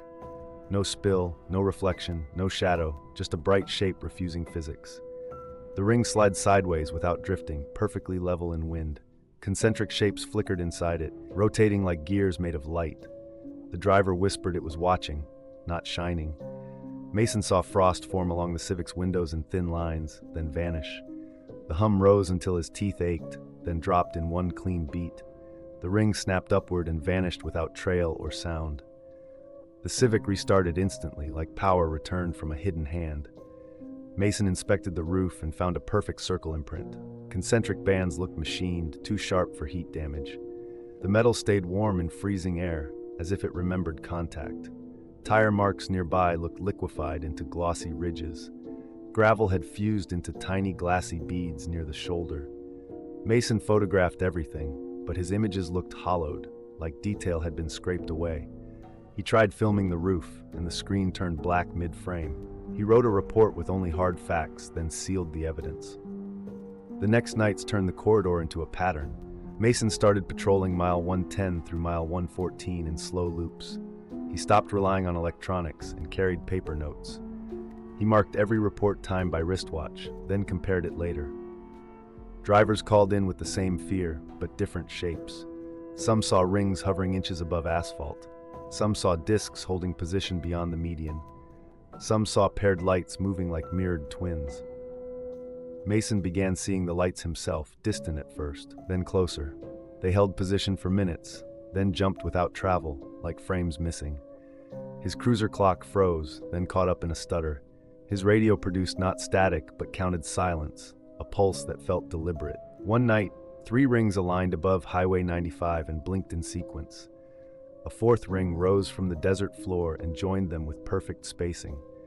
They glided along the corridor like they were reading mile markers. Mason watched them pause over certain points, then drift on again. The ground beneath stayed dark, denying any reflection. The hum returned whenever they stopped, pressing behind his eyes. Mason found small physical hints afterward, warm spots in gravel, thin glassy patches, concentric scuffs on metal guardrail posts. None of it looked like fire or impact. It looked like precision contact. He started leaving a small stone at each warm spot, then returned later to find stones moved. Not thrown, not scattered, just shifted into faint arcs. The corridor no longer felt random. It felt surveyed, measured, and revisited. Near midnight on a later loop, a disc crossed low over the asphalt and stopped above the shoulder. A ring detached and hovered near Mason's hood. Inside it, a tall silhouette appeared for a second, then blurred, then appeared again, as if the air could not decide. Mason felt his breath shorten without effort. The silhouette moved with smooth, economical motion, like it knew exactly where to stand. The ring brightened once, dimmed once, like a breath. Then the disc lifted and vanished, taking the hum with it. Mason realized the corridor was not being haunted. It was being worked. On January 24th, Mason drove the corridor alone again. The air thickened, like a storm without wind. His dash clock froze, then jumped backward twice. His radio clicked, went dead, returned mute, then died again. The hum arrived heavy and close, pressing into his ribs. Headlights dimmed, recovered, dimmed again. A disc formed beside the highway, matching his speed precisely. Its surface looked like liquid metal holding a rigid shape. No seams showed, and no heat shimmer appeared. A white ring detached and hovered near his window, perfectly steady. Inside the ring, an alien silhouette became distinct, then stepped forward without touching ground. The alien looked tall, thin, and unnaturally balanced. Its head was elongated and smooth with black almond eyes. Its mouth was a thin line, almost absent. Its fingers were long and jointed, too many angles for comfort. The cabin temperature dropped sharply, and Mason's muscles stiffened. His hands locked on the wheel, his jaw clenched, his voice failed. An alien voice entered his skull, calm and exact. It said Mason Alvarez without hesitation, then called him a witness. It said he was recorded, like a label being applied. The alien raised a hand toward the windshield. Frost-like symbols flashed across the glass, then vanished. Mason saw images flood behind his eyes, grids of light over desert, rings hovering over roads, people standing still under bright circles. He saw multiple aliens moving between them with careful, indifferent motion. He saw the corridor drawn like a map, then folded like paper. Time began skipping in chunks around the cruiser. Headlights appeared behind him, vanished, returned closer, vanished again. The disc paced him through each skip without effort. The ring hovered above his hood, perfectly centered, as if aligning. The alien leaned closer, studying his face like a specimen. Heat bloomed across Mason's left forearm. A concentric target mark formed, red and centered, the skin around it tight and hot. The alien voice repeated one word, recorded, like confirming a file name. Then the ring brightened hard and the hum peaked.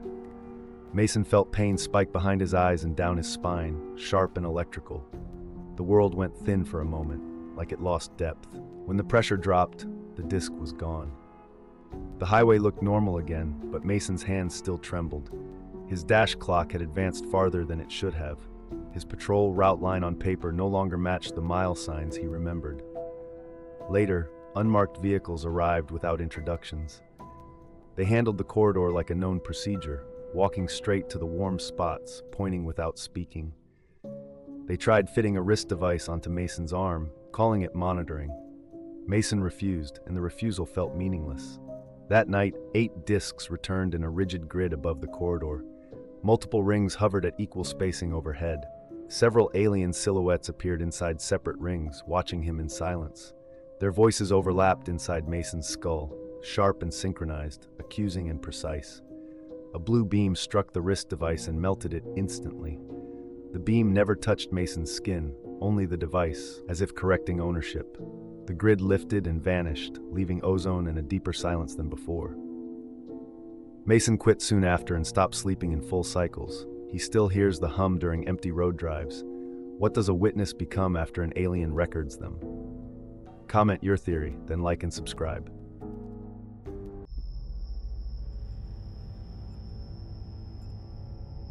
Dana watched the lake floor on monitors, then an alien shadow crossed. The sonar showed a UFO hovering above the cable. The water turned colder and the cameras cracked. Dana Bishop maintained deep lake fiber lines for a living. Midlake ran 80 miles under Lake Michigan. The work usually felt boring, mechanical, repeatable. That night, the lake behaved like it recognized her equipment. The ROV dropped into black water beneath Midlake cable markers. Dana watched 2 monitors and a sonar strip. The cable line stayed centered and clean. The thrusters held a steady pace. The lamps cut a narrow tunnel through silt. A hard sonar return appeared above the ROV. It tracked the ROV with perfect spacing. Dana checked for fish schools.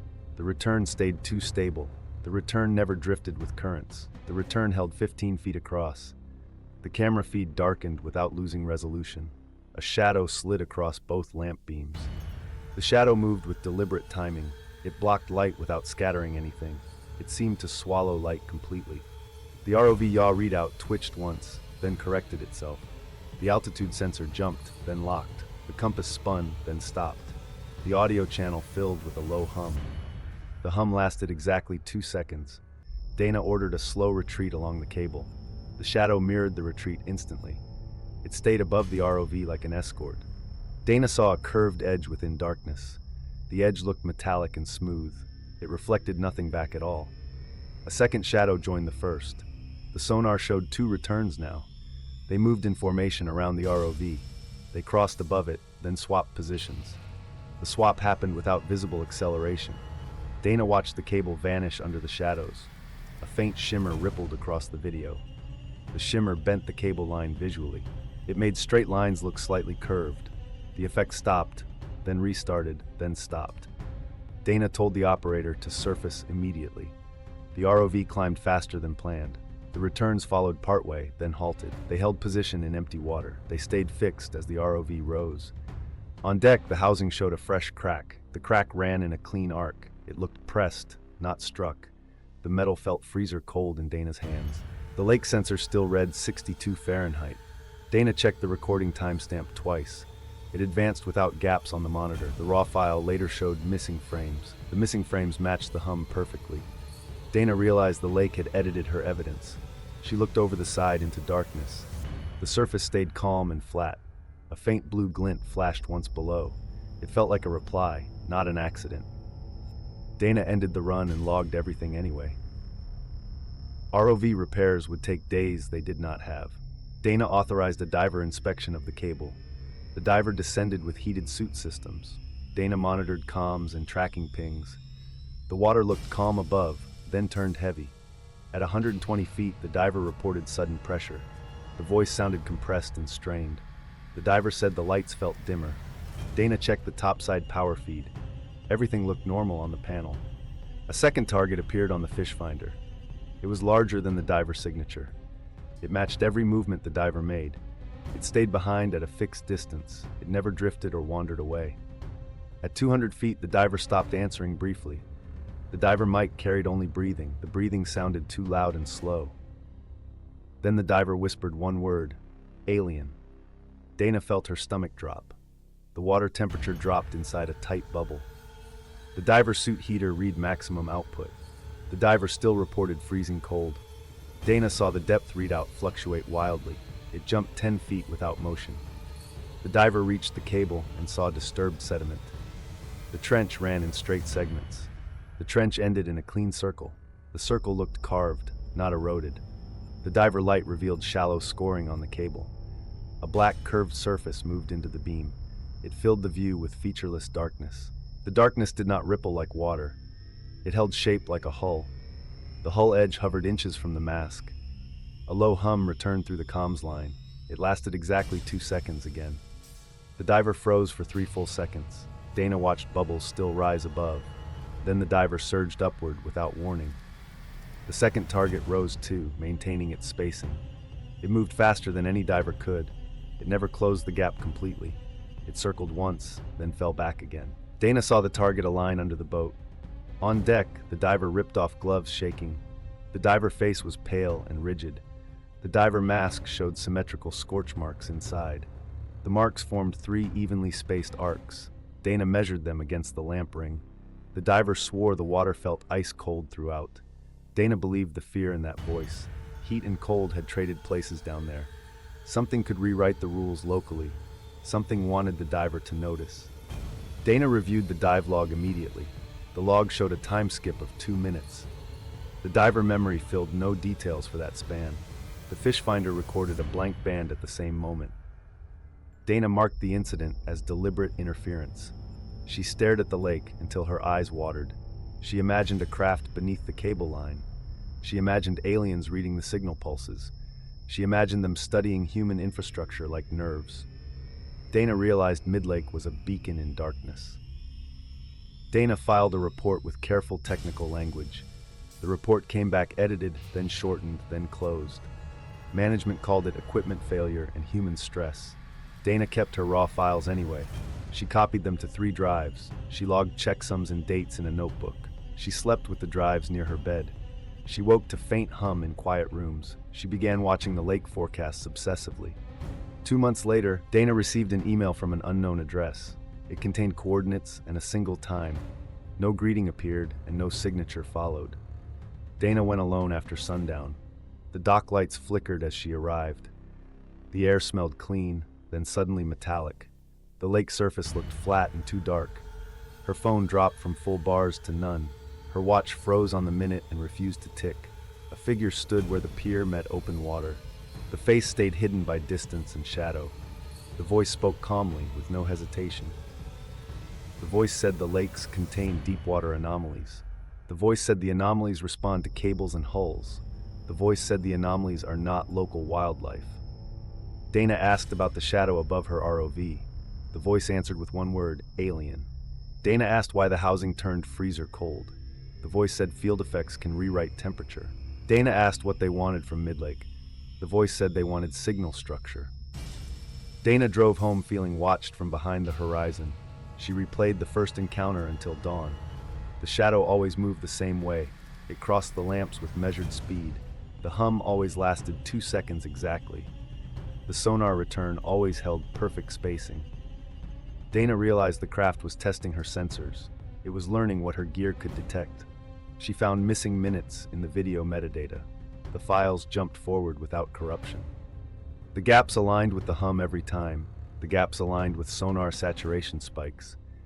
It felt coordinated, not accidental. Dana returned to the cable charts and traced every incident. Each event clustered near deeper troughs. Each event happened during low-surface traffic. Each event ended with device anomalies on deck. Her laptop fan surged during playback. Her home lights dimmed once during file copying. She stopped using cloud storage entirely. She sealed one drive inside a metal box. The box still vibrated faintly on some nights. Dana began seeing after images of circles in her vision. One evening, Dana opened the newest drive copy. She found a folder she never created. The timestamps matched her missing minutes exactly. The folder contained still frames, not full video. Each frame showed the cable from above, perfectly centered. The lighting looked impossible for that depth. A dark arc hung above the cable in every frame. In the final frame, the camera looked upward. The screen filled with a human eye, wide open. The iris pattern matched Dana's own eye. The reflection showed the ROV lamps behind it. Dana understood the worst detail immediately. The craft had used her camera as a mirror. It had recorded her watching it record her. Dana stopped taking deep lake jobs after that night. She keeps the drives hidden and checks them monthly. She hears the hum in silence and flinches. Why would they archive her eye, not her footage? Drop your theory, then like, subscribe, and stay alert.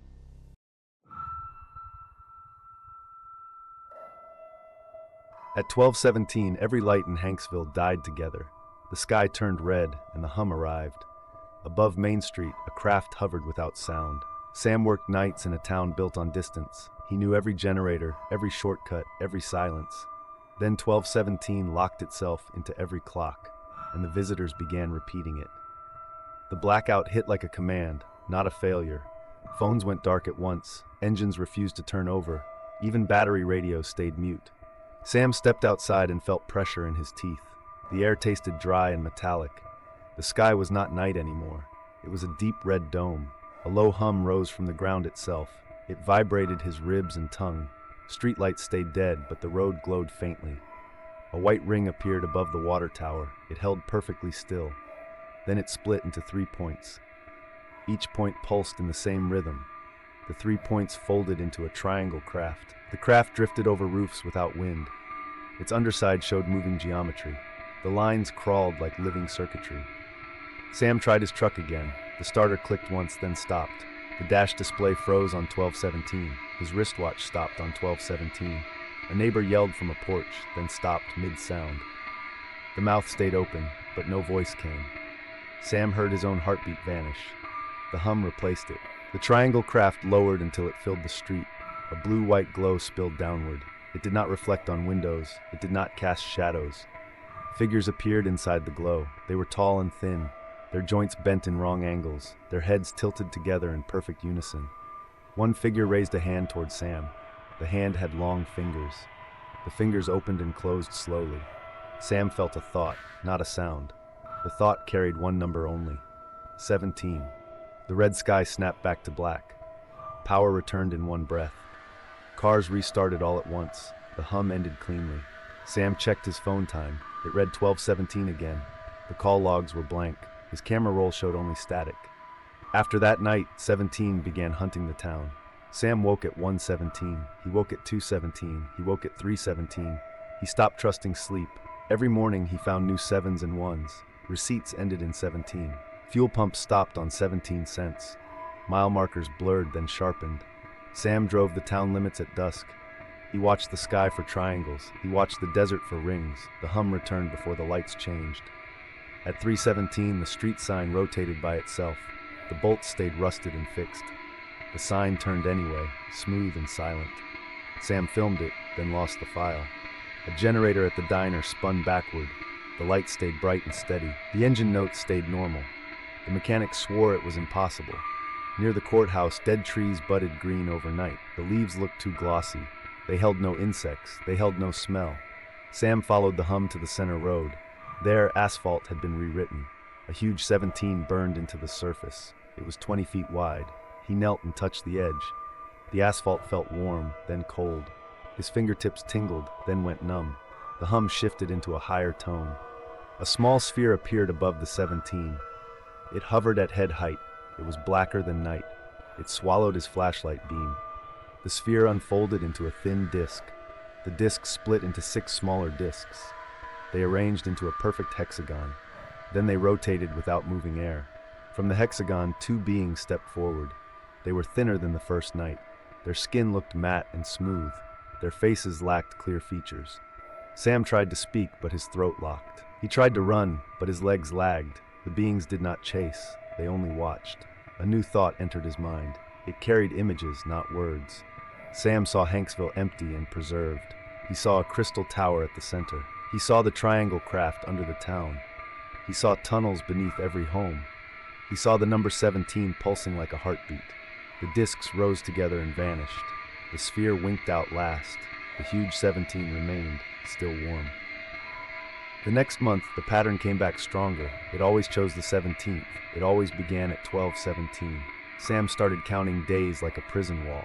On the 17th, the horizon dimmed early. The stars looked closer than normal. The hum arrived before midnight. Sam felt it inside his organs. At 12:17, the town died again. Not just power. Sound died too. Wind stopped. Dogs stopped barking mid-breath.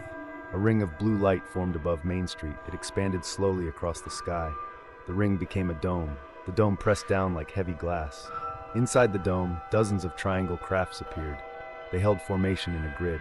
Beneath them, small spheres drifted street to street. Beings walked between houses with measured steps. Their bodies moved too smoothly. Their heads turned together on exact timing. They never touched doors. Where they looked, reality changed. Paint peeled, then restored. Cracks sealed, then reopened. A mailbox aged 50 years, then reset. Sam watched his own shadow detach from his feet. It slid across the porch by itself. It rose and stood beside him. It copied his posture. The shadow shape wore his outline, but wrong. Its eyes were empty holes. It tilted its head, then held still. The hum grew louder. A triangle craft lowered above Sam's street. A beam fell onto the asphalt. The beam drew a new 17 in light. The light sank into the road. 2 beings approached the beam edge. They stopped and faced Sam. One lifted a long hand. The other tilted its head farther than bones allow. Sam felt heat behind his eyes. He saw a corridor of red sky. He saw Hanksville from far above. He saw the town slide sideways in space. He grabbed his keys and ran for his truck. The engine started, then stalled. The dashboard froze at 12:17. The steering wheel felt numb. A sphere floated into the windshield view. It showed a moving image on its surface. The image was Sam driving, but empty-eyed. The image smiled wrong. The dome began sinking lower. Streetlights bent inward toward its edge. Dust rose, then hung in place. The air thickened like cold water. Sam forced the truck into neutral and pushed downhill. The tires rolled without sound. The hum filled everything. His thoughts came in broken pieces. At the town limit sign, the road vanished for a second. The desert became a black wall. Then the road returned, slightly shifted. Sam blinked and found himself outside the dome. He fell to his knees on gravel. Behind him, Hanksville looked normal again. Then the town lights flickered once. A faint blue dome flashed and disappeared. The hum stopped, leaving silence too wide. Sam drove away before dawn. In his mirror, the town shrank into darkness. At 3:17, his phone lit up by itself. The screen showed one message. It showed only 17. Hanksville acted like a timed experiment, not a haunting. The repeated 17 looked like a control signal. The crafts and beings behaved like surveyors. Sam escaped, but the pattern followed his sleep. What would you do at 12:17 inside that dome? Like and subscribe for the next report.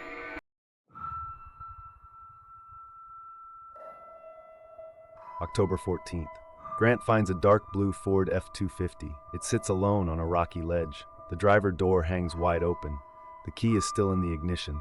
The radio hisses with white noise. A calm male voice repeats one warning. Do not look up at the sky. The ranch sits east of Laramie, about 30 miles out. Grant Avery runs a small spread there. He is checking fence lines that afternoon. A wildlife biologist walks with him. They spot the truck from far away. It is parked with careful precision. Yet the location makes no sense. The nose points due north. There is no road, there is no trail. Only brushland runs to the horizon. Grant climbs up the rock. He studies the dashboard. The headlight switch is set to on. He follows the angle of the beams. At night, the lights would aim skyward. They would point toward a distant ridge. One outcrop looks like a broken tooth. Grant calls the sheriff office. Deputies arrive before sunset, then another unit joins them. They photograph the ford and the ledge. They tag the tire tracks below. They scan the brush with lights kept low. No prints lead to the door. No trail leads away. A deputy leans into the cab without sitting down. The key is still in the ignition. The seat is clean. The floor mat has no new grip. The radio never settles. The calm voice repeats the same sentence, steady and patient. They decide to hold the scene through the night. 2 units park below the rock with engines off. They watch the open door in a handheld scope, then switch to thermal. The cab stays cold and empty. Near midnight, the static changes cadence. The pauses between repeats stretch longer. Everyone feels pressure in their ears, like a storm building. A faint hum rises from the ground and fades. Around 3:17, the Ford headlights flicker once, as if they breathe. Nobody touches the switch. The open door does not move, yet the beams tremble in place. At dawn, Grant climbs back up with the deputies. The inside of the windshield is suddenly covered in dense writing. Every line says the same thing. Do not look up at the sky. The marks look fresh, with uneven strokes and crowded lines. A deputy tries to rub one word with a glove. It does not smear. It feels set into the glass. Someone tries to take photos. One phone camera freezes on a black screen. Another captures a single frame of pale light and then crashes. Nobody says what they think it resembles. More people arrive as word spreads. By late afternoon, one volunteer does not return from the brush. His radio clicks once, then plays the warning on a loop. They find boot prints that end in bare dirt with no next step. Night brings more vehicles. A second truck appears along a dry wash. A sedan turns up on a dirt turnout. An ATV sits by a fence gate. Each one matches the pattern. Door open, key in place, radio warning, headlights aimed upward. Grant becomes a staging point. Deputies, volunteers, and neighbors rotate through his ranch. They tape windows, aim lights at the ground, and repeat the rule out loud. Eyes down, then people begin to vanish. A deputy walks behind a barn and never returns. A volunteer reaches into a cab to shut off a radio and is simply gone. The door stays open. The key stays in place. On the third night, power cuts out across the ranch. Phones glitch. Floodlights die. A truck rolls into the yard without an engine sound. Its headlights snap on and rake the roofline. A porch voice calls Grant's name in a missing deputy voice and repeats the warning. Panic breaks the group. One volunteer lifts his head for direction, then freezes, then steps forward into nothing. A ranch hand grabs him and vanishes too. Grant runs to the horse barn with his chin tucked. Heavy steps move above the loft, too deep for boots. A voice outside imitates the wildlife biologist, begging him to open the door while repeating the warning in perfect rhythm. The voice laughs in stacked tones. Grant climbs into the root cellar and pulls the hatch shut. Above him, the heavy steps pause over the boards as the warning shifts from the yard into his skull. Morning arrives with brittle light. The power returns without a reset. Grant climbs out of the root cellar. The ranch is wrong in a quiet way. Vehicles that filled the yard are gone. Footprints that should crisscross the dirt are missing. Even the barn dust looks undisturbed. Grant drives to the sheriff office. The building is open but half lit. Fewer deputies remain than there should be. They confirm what Grant already senses. More people are missing. Some vanished near vehicles. Some vanished inside their own homes. In several places, a radio was found playing the warning on a loop. Search teams return to the ledge. The Ford is there again, exactly placed. The writing still coats the windshield. The letters look deeper now, more like an etch than ink.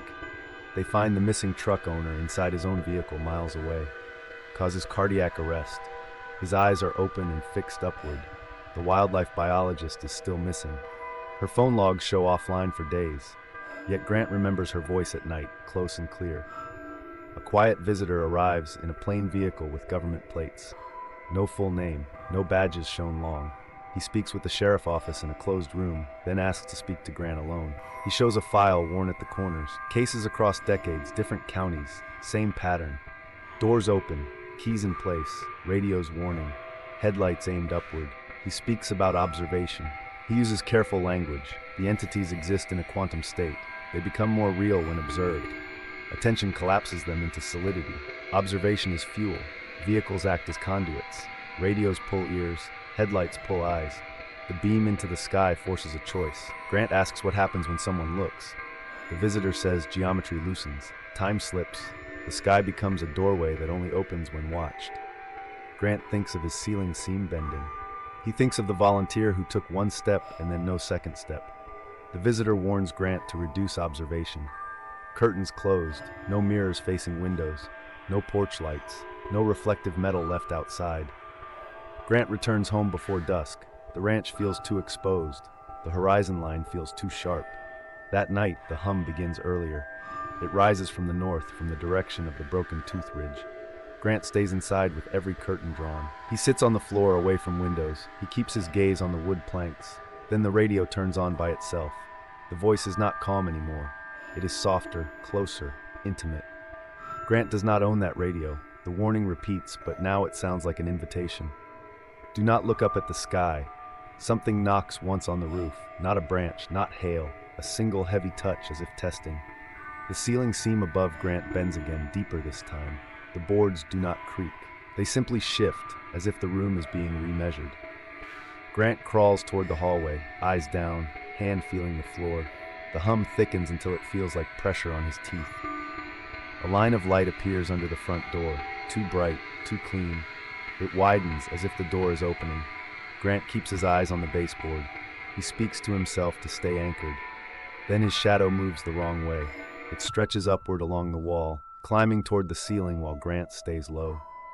The last thing Grant hears is his own voice from the porch, perfectly imitated, repeating the warning with calm patience. Do not look up at the sky. After that night, the ranch sits dark and silent. The curtains are either all shut tight or all pulled open, depending on who you ask. Some say Grant left without a trace. Some say he is still inside, sitting on the floor with his eyes down. Nobody is willing to stand in the yard long enough to find out. What do you think happened to Grant? Comment your theory, then like and subscribe for the next report.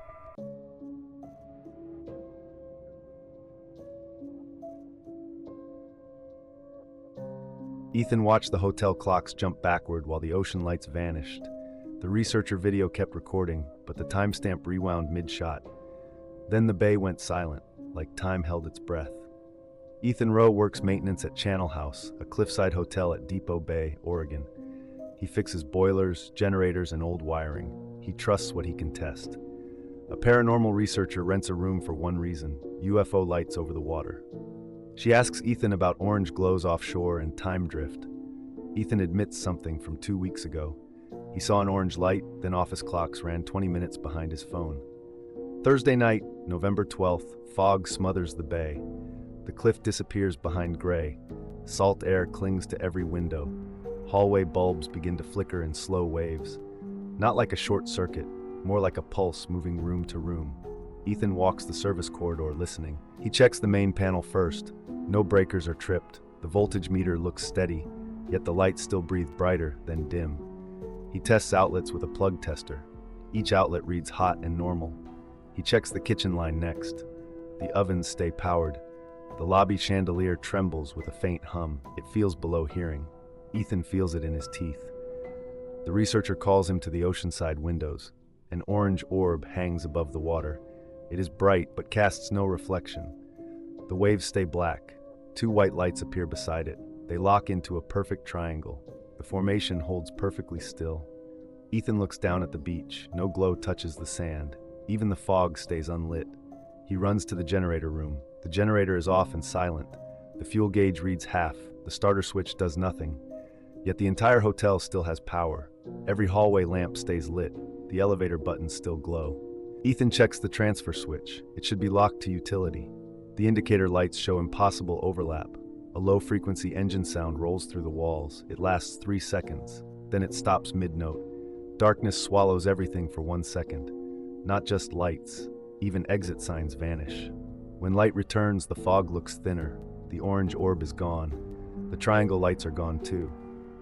Ethan checks every clock he can find. His watch reads 9:45. The lobby clock reads 9:25. Every wall clock matches 9:25. The researcher phone matches 9:25. A phone video kept recording the whole time. It contains 20 seconds of static. The timestamp jumps backward mid-shot. It goes from 9:44 to 9:25 in one cut. The camera angle never changes. The clip never stops. Ethan tries to pull security footage. The recorder shows a blank gap. The gap length keeps changing. He walks outside to breathe. The bay is silent. Even the waves sound far away. Sunday night arrives quiet and clear, then fog returns fast. It rolls in like a curtain. Ethan stays near the cliff windows. Lights appear again over the water. This time they have color, blue, red, and green. They spin in a wide ring above the bay. The colors smear through the fog. The air feels charged. Ethan checks the lobby speakers. No music plays, yet a faint tone rides the air. At the center of the ring, a dark gap opens. It looks like a hole in reality. Fog edges curl toward it. Something huge slides out of that gap. A triangular craft about 50 feet wide. It makes no engine sound. The craft holds position over the water. Its underside shows faint lines. The lines shift like slow circuitry. A white beam drops from the craft. It touches the sea without splashing.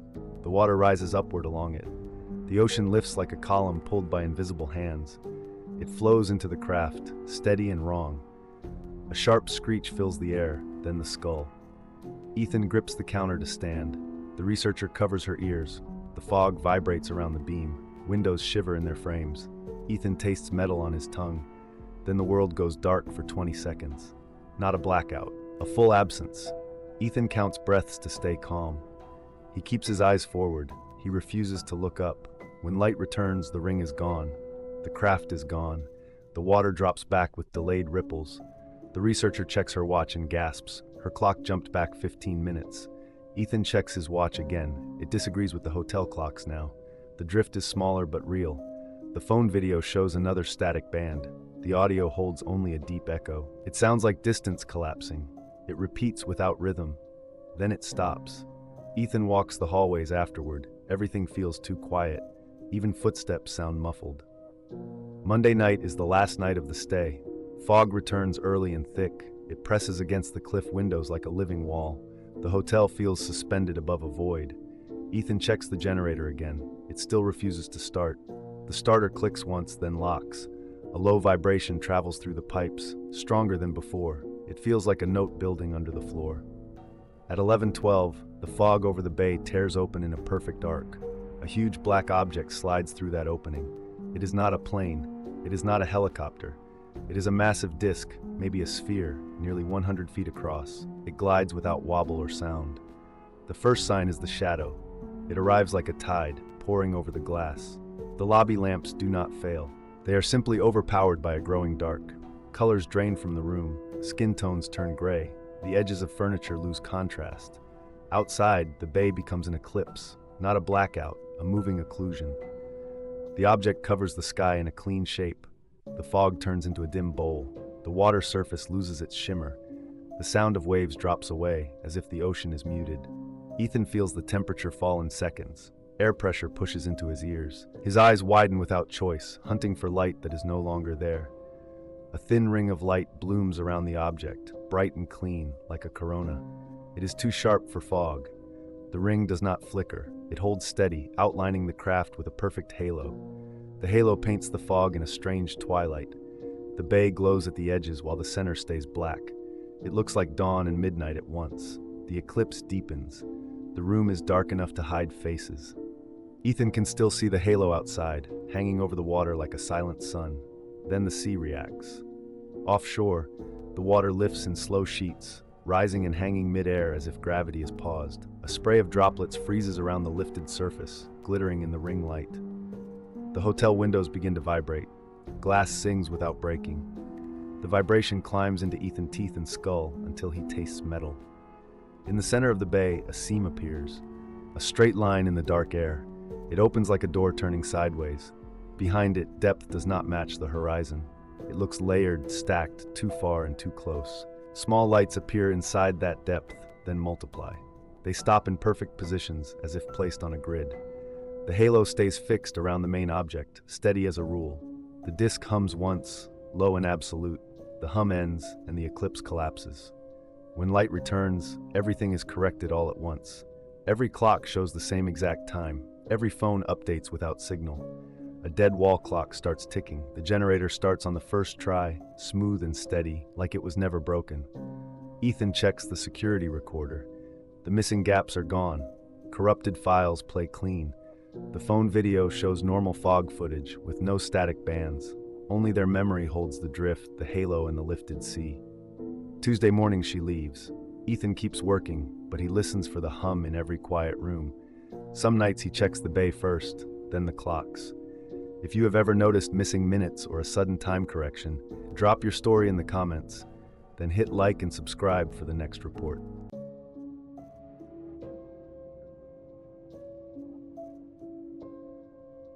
Nina replayed the last radio call and heard a pure tone appear after silence. At the final radar point, she found a glassy burn circle with no wreckage anywhere. Footprints walked out of the circle and ended mid-step, like the desert erased the rest. Nina Ellis is an NTSB air accident investigator. She works wreckage, radar tracks, and last calls. On April 9, 2019, a FAA inspector vanished with a Cessna 172 over the Black Rock Desert in Nevada. Search teams found no debris field and no ELT signal. Nina reached Black Rock before sunrise. The desert looked scraped clean by wind. No smoke column marked a crash path. She reviewed radar plots in a dusty trailer. The last return held steady for seconds. Then the target blinked out without drift. She replayed the final radio audio again. A pure tone rose after the last word. It held, perfect and steady, then stopped. At the final coordinate, the ground was wrong. A scorched circle sat in pale playa dust. It measured about 12 feet across. Inside, sand had turned into dark glass.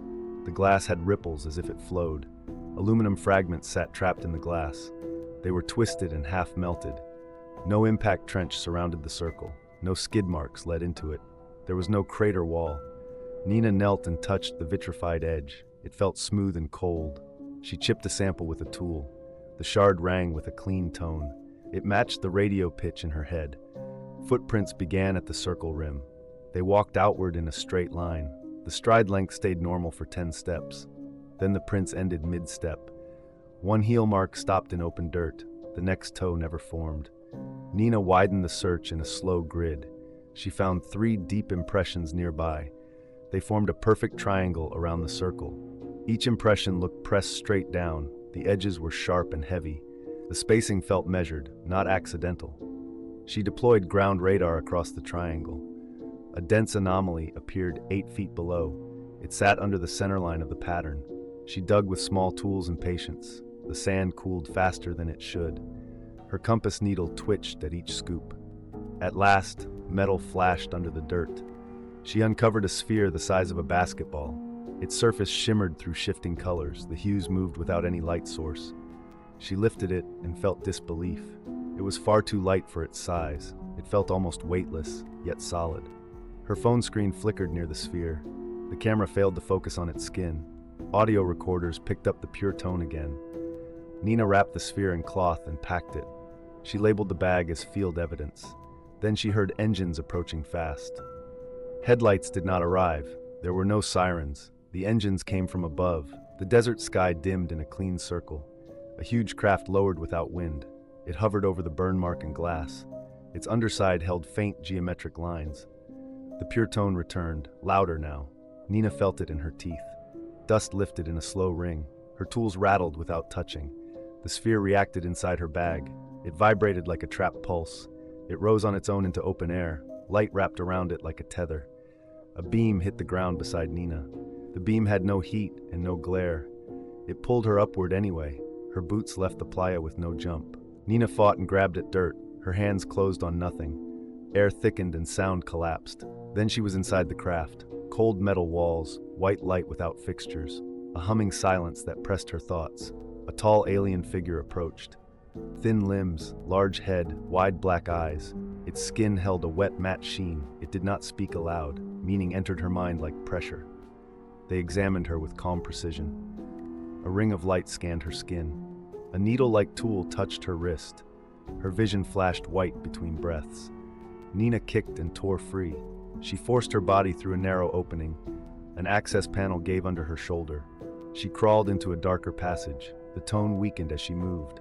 She followed airflow to an outer hatch. The hatch opened onto night desert. Nina dropped and ran. The desert looked unreal after the craft. Stars felt too sharp. The air tasted like metal. Nina ran until her lungs burned. A figure walked ahead on the playa. It was the missing pilot. He looked clean and calm. He said, "Stay, it is safer inside." Nina refused and turned away. The tone surged sharp and pure. Her knees buckled without pain. Air thickened around her chest. A shadow covered the playa. The craft was above her again. A beam opened beside her feet. It had no heat, no glare. It pulled her sideways, not upward. Her body slid across sand like it was ice. Her hands clawed but found no grip. The alien figures waited at the beam edge. Tall, thin, silent, large heads, wide black eyes, long fingers with narrow joints. They moved with calm certainty. One hand closed on her forearm, cold, then warm, then numb. Her vision turned white in pulses. The tone locked into a steady note. Nina tried to scream. No sound left her mouth. Her thoughts arrived slow and heavy, like words stuck in syrup. She crossed into the craft again. Cold metal under her back. White light without fixtures. No seams on the walls, only smooth curves and angles. A ring of light formed above her. It spun without visible source. It scanned from head to boots. Each pass made her skin prickle. Each pass made time feel thinner. A thin tool hovered near her eye. It stopped just short of contact. Then meaning pressed into her mind. A question with no voice. Do you understand? Nina fought to move her fingers. She forced one hand into a fist. The ring slowed as if noticing. The aliens did not react outwardly. Their attention felt physical. A panel opened in the wall. A second light poured out. It shaped itself into a grid. The grid settled over her chest. Her heartbeat stuttered under it, then returned in perfect rhythm. Another tool touched her wrist, a pinprick, then pressure. She felt liquid move in her veins. Her skin flashed with faint patterns, geometric lines, then gone. The craft showed her images, not on a screen, inside her mind. The burn circle from above, the triangle impressions, the sphere rising like a signal. The pilot walking, calm and empty. She realized the pilot was bait, a friendly face for the threshold, a voice to keep her inside. The thought made her panic sharpen. The tone changed key. Space folded around the room. The walls looked farther away, then closer. Her stomach lifted as if falling, yet her body never moved. The aliens leaned in, their eyes reflected her face. No blink, no expression, only steady observation. Nina felt her memory being sorted. Moments pulled apart like cards. Some were placed back, some were set aside. She tried to hold on to dates. The numbers slipped away. A final scan passed over her forehead. The light lingered there. She smelled ozone. She tasted copper. Then the room dimmed. She woke on the desert floor. Only seconds seemed to pass. Her return felt incomplete, like part of her stayed inside. Her watch showed a different date. Her phone held blank footage.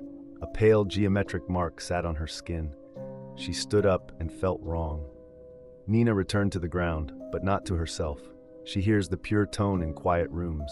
She loses minutes without moving. Sometimes she wakes with dust on her shoes. If you have a theory about what took her, share it below. Then hit like and subscribe for the next report.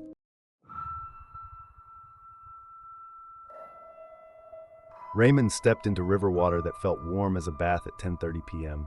A green-blue glow pulsed under the surface, then a dome of water rose on its own. Inside the dome, a dark solid shape flashed bright, and 4 divers never came back. Raymond Cole is a park ranger in the Hudson Valley Preserve. He spends nights answering calls about lost hikers, illegal fires, and river accidents. On August 14, 2022, a woman called at 10:30 p.m. from Riverside Beach. She said the river was glowing green-blue and felt strangely warm. She also said 4 friends went under to check the light and had not resurfaced for 12 minutes. Raymond drove out expecting a rescue. What he found did not behave like water, weather, or panic. Raymond stepped into the river and the shock never came. The water wrapped his calves with steady heat, too warm for midnight in August. Beneath the surface, green-blue light pulsed in slow breaths, bright enough to see but wrong in the way it refused to spread. His flashlight beam hit the glow and faded out as if swallowed. The humming started when he went deeper. It was not a sound in the air. It was a vibration inside his bones, a low engine note without an engine. He held his breath and dipped under to look. The riverbed should have been dark and ordinary. Instead, it looked sharpened, every pebble outlined by the glow, like the water was turning into glass. Raymond pushed forward with slow strokes. The warmth increased in pockets, then dropped, then rose again, as if the river had hidden vents. The hum pulsed in matching beats. In the glow, tiny particles drifted upward, not like silt, but like fine sparks moving against the current. He dove again and opened his eyes underwater. For a moment he saw a smooth, curved surface below him, too clean to be rock, reflecting the glow without reflecting him. It was there, then it seemed to slide away without displacement, like a shape rotating out of view. Raymond surfaced and called for the divers. No answer came back. No splash, no cough, no bubbles. The caller stood on the sand, staring at the same patch of water. The river changed shape in front of them. A dome rose straight up from the surface, about 20 feet across. The skin of water held taut and smooth, as if stretched over a frame. Inside the dome, a dark, solid mass sat fixed at the center, not floating like driftwood, not moving like an animal, but holding position like a machine. The mass flared from within with a bright, cold light. The dome lit for a single heartbeat, then collapsed inward without splash. The glow snapped off. The humming stopped like a switch. Ripples returned, ordinary and quiet. Raymond stood in the shallows with water dripping from his sleeves, waiting for the world to correct itself. It did not. He looked down and felt the river cooling slowly, like whatever warmed it had turned away. No rescue lights arrived. No sirens cut the trees. The caller tried her phone again and again, but the screen stayed unstable. Raymond chose not to leave the riverbank. He set his Ranger truck headlights toward the water and started searching alone. He tied a rope to a tree and waded out and measured steps, testing depth, testing current. The warmth returned in thick bands, then vanished, then returned again, like the river was breathing. The humming came back faintly and then strengthened until his teeth ached. Raymond dipped under and felt pressure push down from above, as if the surface was heavier than it should be. His fingers brushed something hard and curved that was not stone. When he tried to grab it, his hand slid off like it was coated. He surfaced and moved laterally, keeping the caller on shore behind him.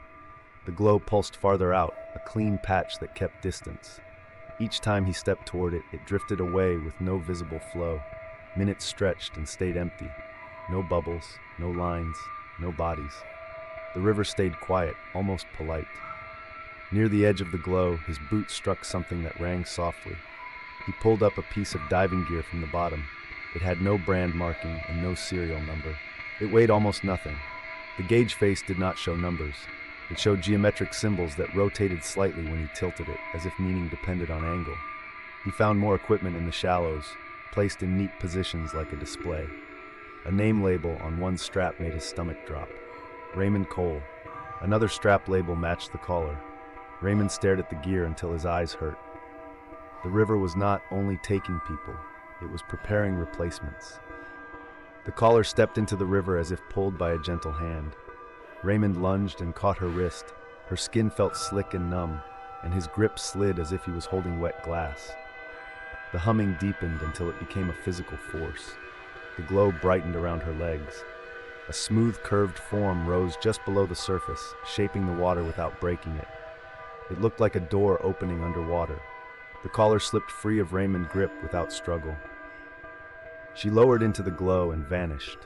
There was no splash. The water sealed over her like nothing entered. Raymond stood alone on the sand with the gear at his feet. The warmth drained from the shallows in minutes. The humming stopped. The glow disappeared. He did not leave. He stayed on the riverbank and watched the current, waiting for it to breathe again. At 11:30, the river warmed in a single sweep from upstream to down. The humming returned, deeper and steadier. Green-blue light gathered under the surface in 3 clean points. The points locked into a perfect triangle. The triangle brightened, and the water stopped sounding like water. Air went still. Even insects seemed to pause. A massive triangular craft rose from beneath the river without churning it. Surface tension slid around its edges like fabric. The craft emerged in silence and held position half submerged, as if the river was supporting it. Behind a translucent veil inside the craft, Raymond saw human outlines standing still, faces turned toward him, present and distant at the same time. The message arrived directly in Raymond's mind, precise and overwhelming. Enter, learn, return, bridge. Raymond backed away, heart hammering, but the humming tightened around his skull like a ring. His thoughts slowed. The triangle glow crept closer to shore as if the craft was following without moving. He tried to run and his legs felt heavy, as if he was wading on dry sand. He tasted metal. He blinked and saw green-blue light behind his eyelids. Raymond stepped forward anyway, not from belief, but from pressure, from the sense that refusing was already included in the plan. Inside, the space was far larger than the exterior shape allowed. Corridors curved into rooms that felt endless. Surfaces shifted between metal and something organic. Knowledge arrived as structured images and sensations, not lectures. Reality as layers, time as a tool, consciousness as a direction. 7 hours passed outside. Inside, it felt like a lifetime. Raymond found himself back on the same riverbank minutes later, soaked and shaken. The craft was gone. The water was cold again. The dive gear in the shallows sat in new positions like it had been tidied. His phone had no missed calls, yet a single message waited from an unknown number. Uplink established. If you think the river chose Raymond on purpose, share your theory below, then hit like and subscribe so you do not miss the next report.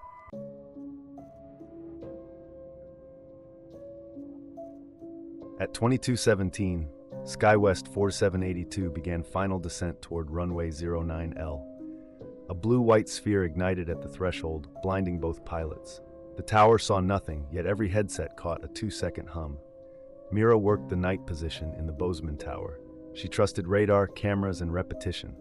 That night, all three betrayed her at once. The pilot sounded shaken, then too controlled. Their words arrived clipped, almost rehearsed. They aborted landing and climbed back into cloud. Mira replayed the audio and found the hum again. It sat under speech like a second signal. The runway cameras showed only empty pavement, but one frame held a shimmer, like heat waves in winter air. Mira monitored the final approach with routine calm and tight timing. Wind remained steady and visibility stayed clean above ground haze. SkyWest 4782 reported the object without any hesitation. They described a sphere straddling the center line at the threshold. They could not see runway edges through its brightness. Yet the brightness spilled no light onto concrete. It looked sealed, like a contained pocket of radiance. Mira asked for distance and movement. Their reply arrived fast, then echoed half a beat later. The next sentence sounded slightly higher than normal speech. A metallic ring sat beneath each syllable. The hum returned under their words and matched their pauses. The crew announced a go-around with perfect cadence. Mira watched their altitude climb on radar without any drift. Then the radar track stuttered for one sweep. It corrected itself immediately, as if ashamed. The runway camera still showed nothing solid or moving, but the centerline area shimmered like hot air in winter. The shimmer widened for a heartbeat, then snapped flat again. The hum lasted exactly 2 seconds and ended hard. Mira checked other recordings from backup systems. Every system captured the same 2 seconds, perfectly identical. The waveform edges looked too clean for atmospheric noise. She listened again and heard a second layer beneath it. That layer sounded like counting without language. She wrote the time, then wrote it again, shaking slightly. Mira zoomed the threshold camera and compared consecutive frames. One frame held warped pixels along painted markings. The paint appeared to bend without any camera movement. She marked the frame and printed it for evidence. Ground crews inspected the threshold within minutes. They found no heat signature and no residue. They found no smell and no burn marks. Yet Mira felt the tower air pressure shift briefly. Her ears popped again, then settled. She stared at the empty runway and felt watched, not by people, but by something above procedure. 2 weeks later, another crew refused 09L on final. They reported the same blue-white mass. Their tone changed mid-sentence. It shifted from fear to flat control. Mira heard the hum again, exactly 2 seconds. The tower speakers vibrated during those 2 seconds. Mira felt it in her teeth. The runway cameras still showed empty pavement, yet one lens caught glass like distortion. It flexed, then relaxed above the centerline paint. Weather logs showed nothing unusual. Maintenance logs showed no faults. Ground crews found nothing again. Then unmarked vehicles arrived before sunrise. They parked near the fence and stayed dark. Men carried sealed cases across the grass. They placed them in perfect arcs.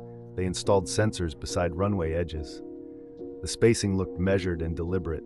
They never asked what Mira believed. They asked for raw files only.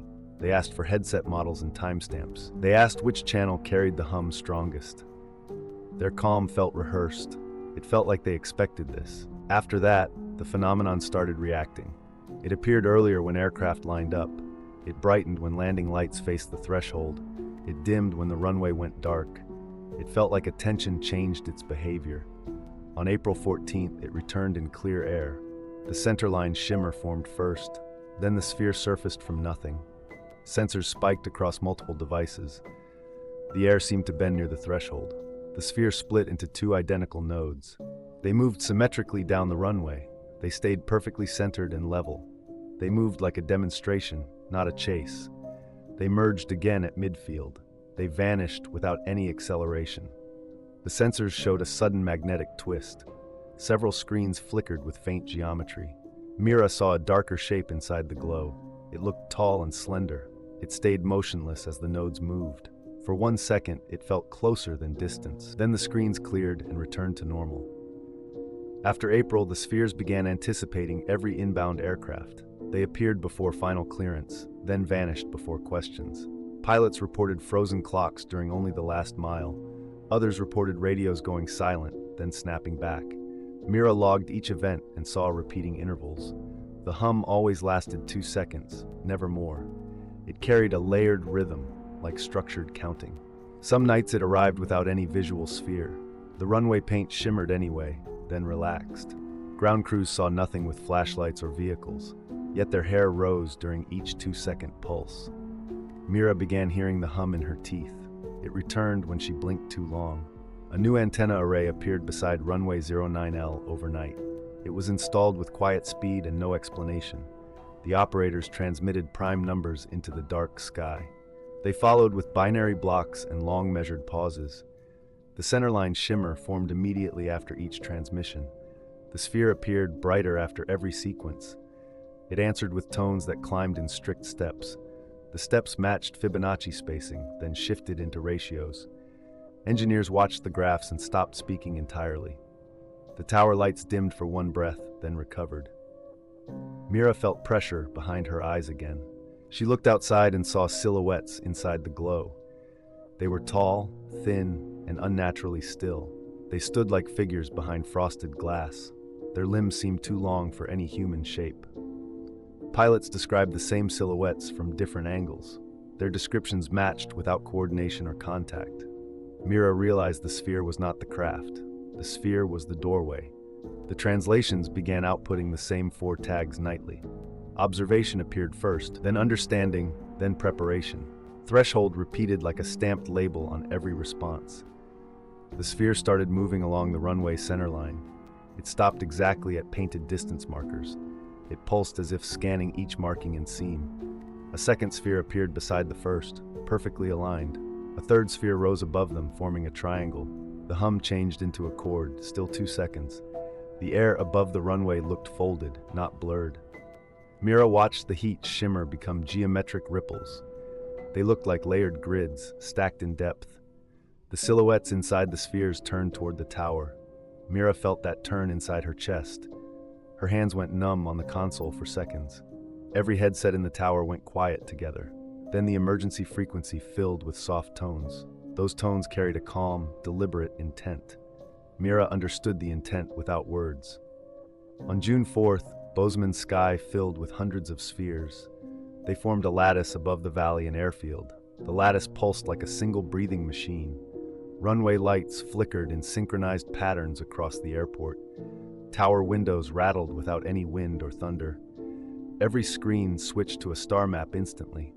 coordinates scrolled with impossible precision and no system lag. The silhouettes appeared inside many spheres at once. They stood in rows, as if observing a classroom. Mira felt images enter her mind without sound. She saw Earth from far above, cold and fragile. She saw a route line arriving from black distance. She saw a threshold concept, not a physical door. A single question pressed into her thoughts. Will you step forward or stay inside fear? The lattice tightened, then folded inward in one beat. The sky snapped back to normal darkness instantly. Silence returned, heavy and unnatural. Mira heard only ringing ears and shallow breathing. The hum never played again through any recorder. The FAA blamed ice crystals and rare optics in cold air. Mira resigned months later, still hearing that hum. What do you think they actually measured that night? Share your theory, then like and subscribe.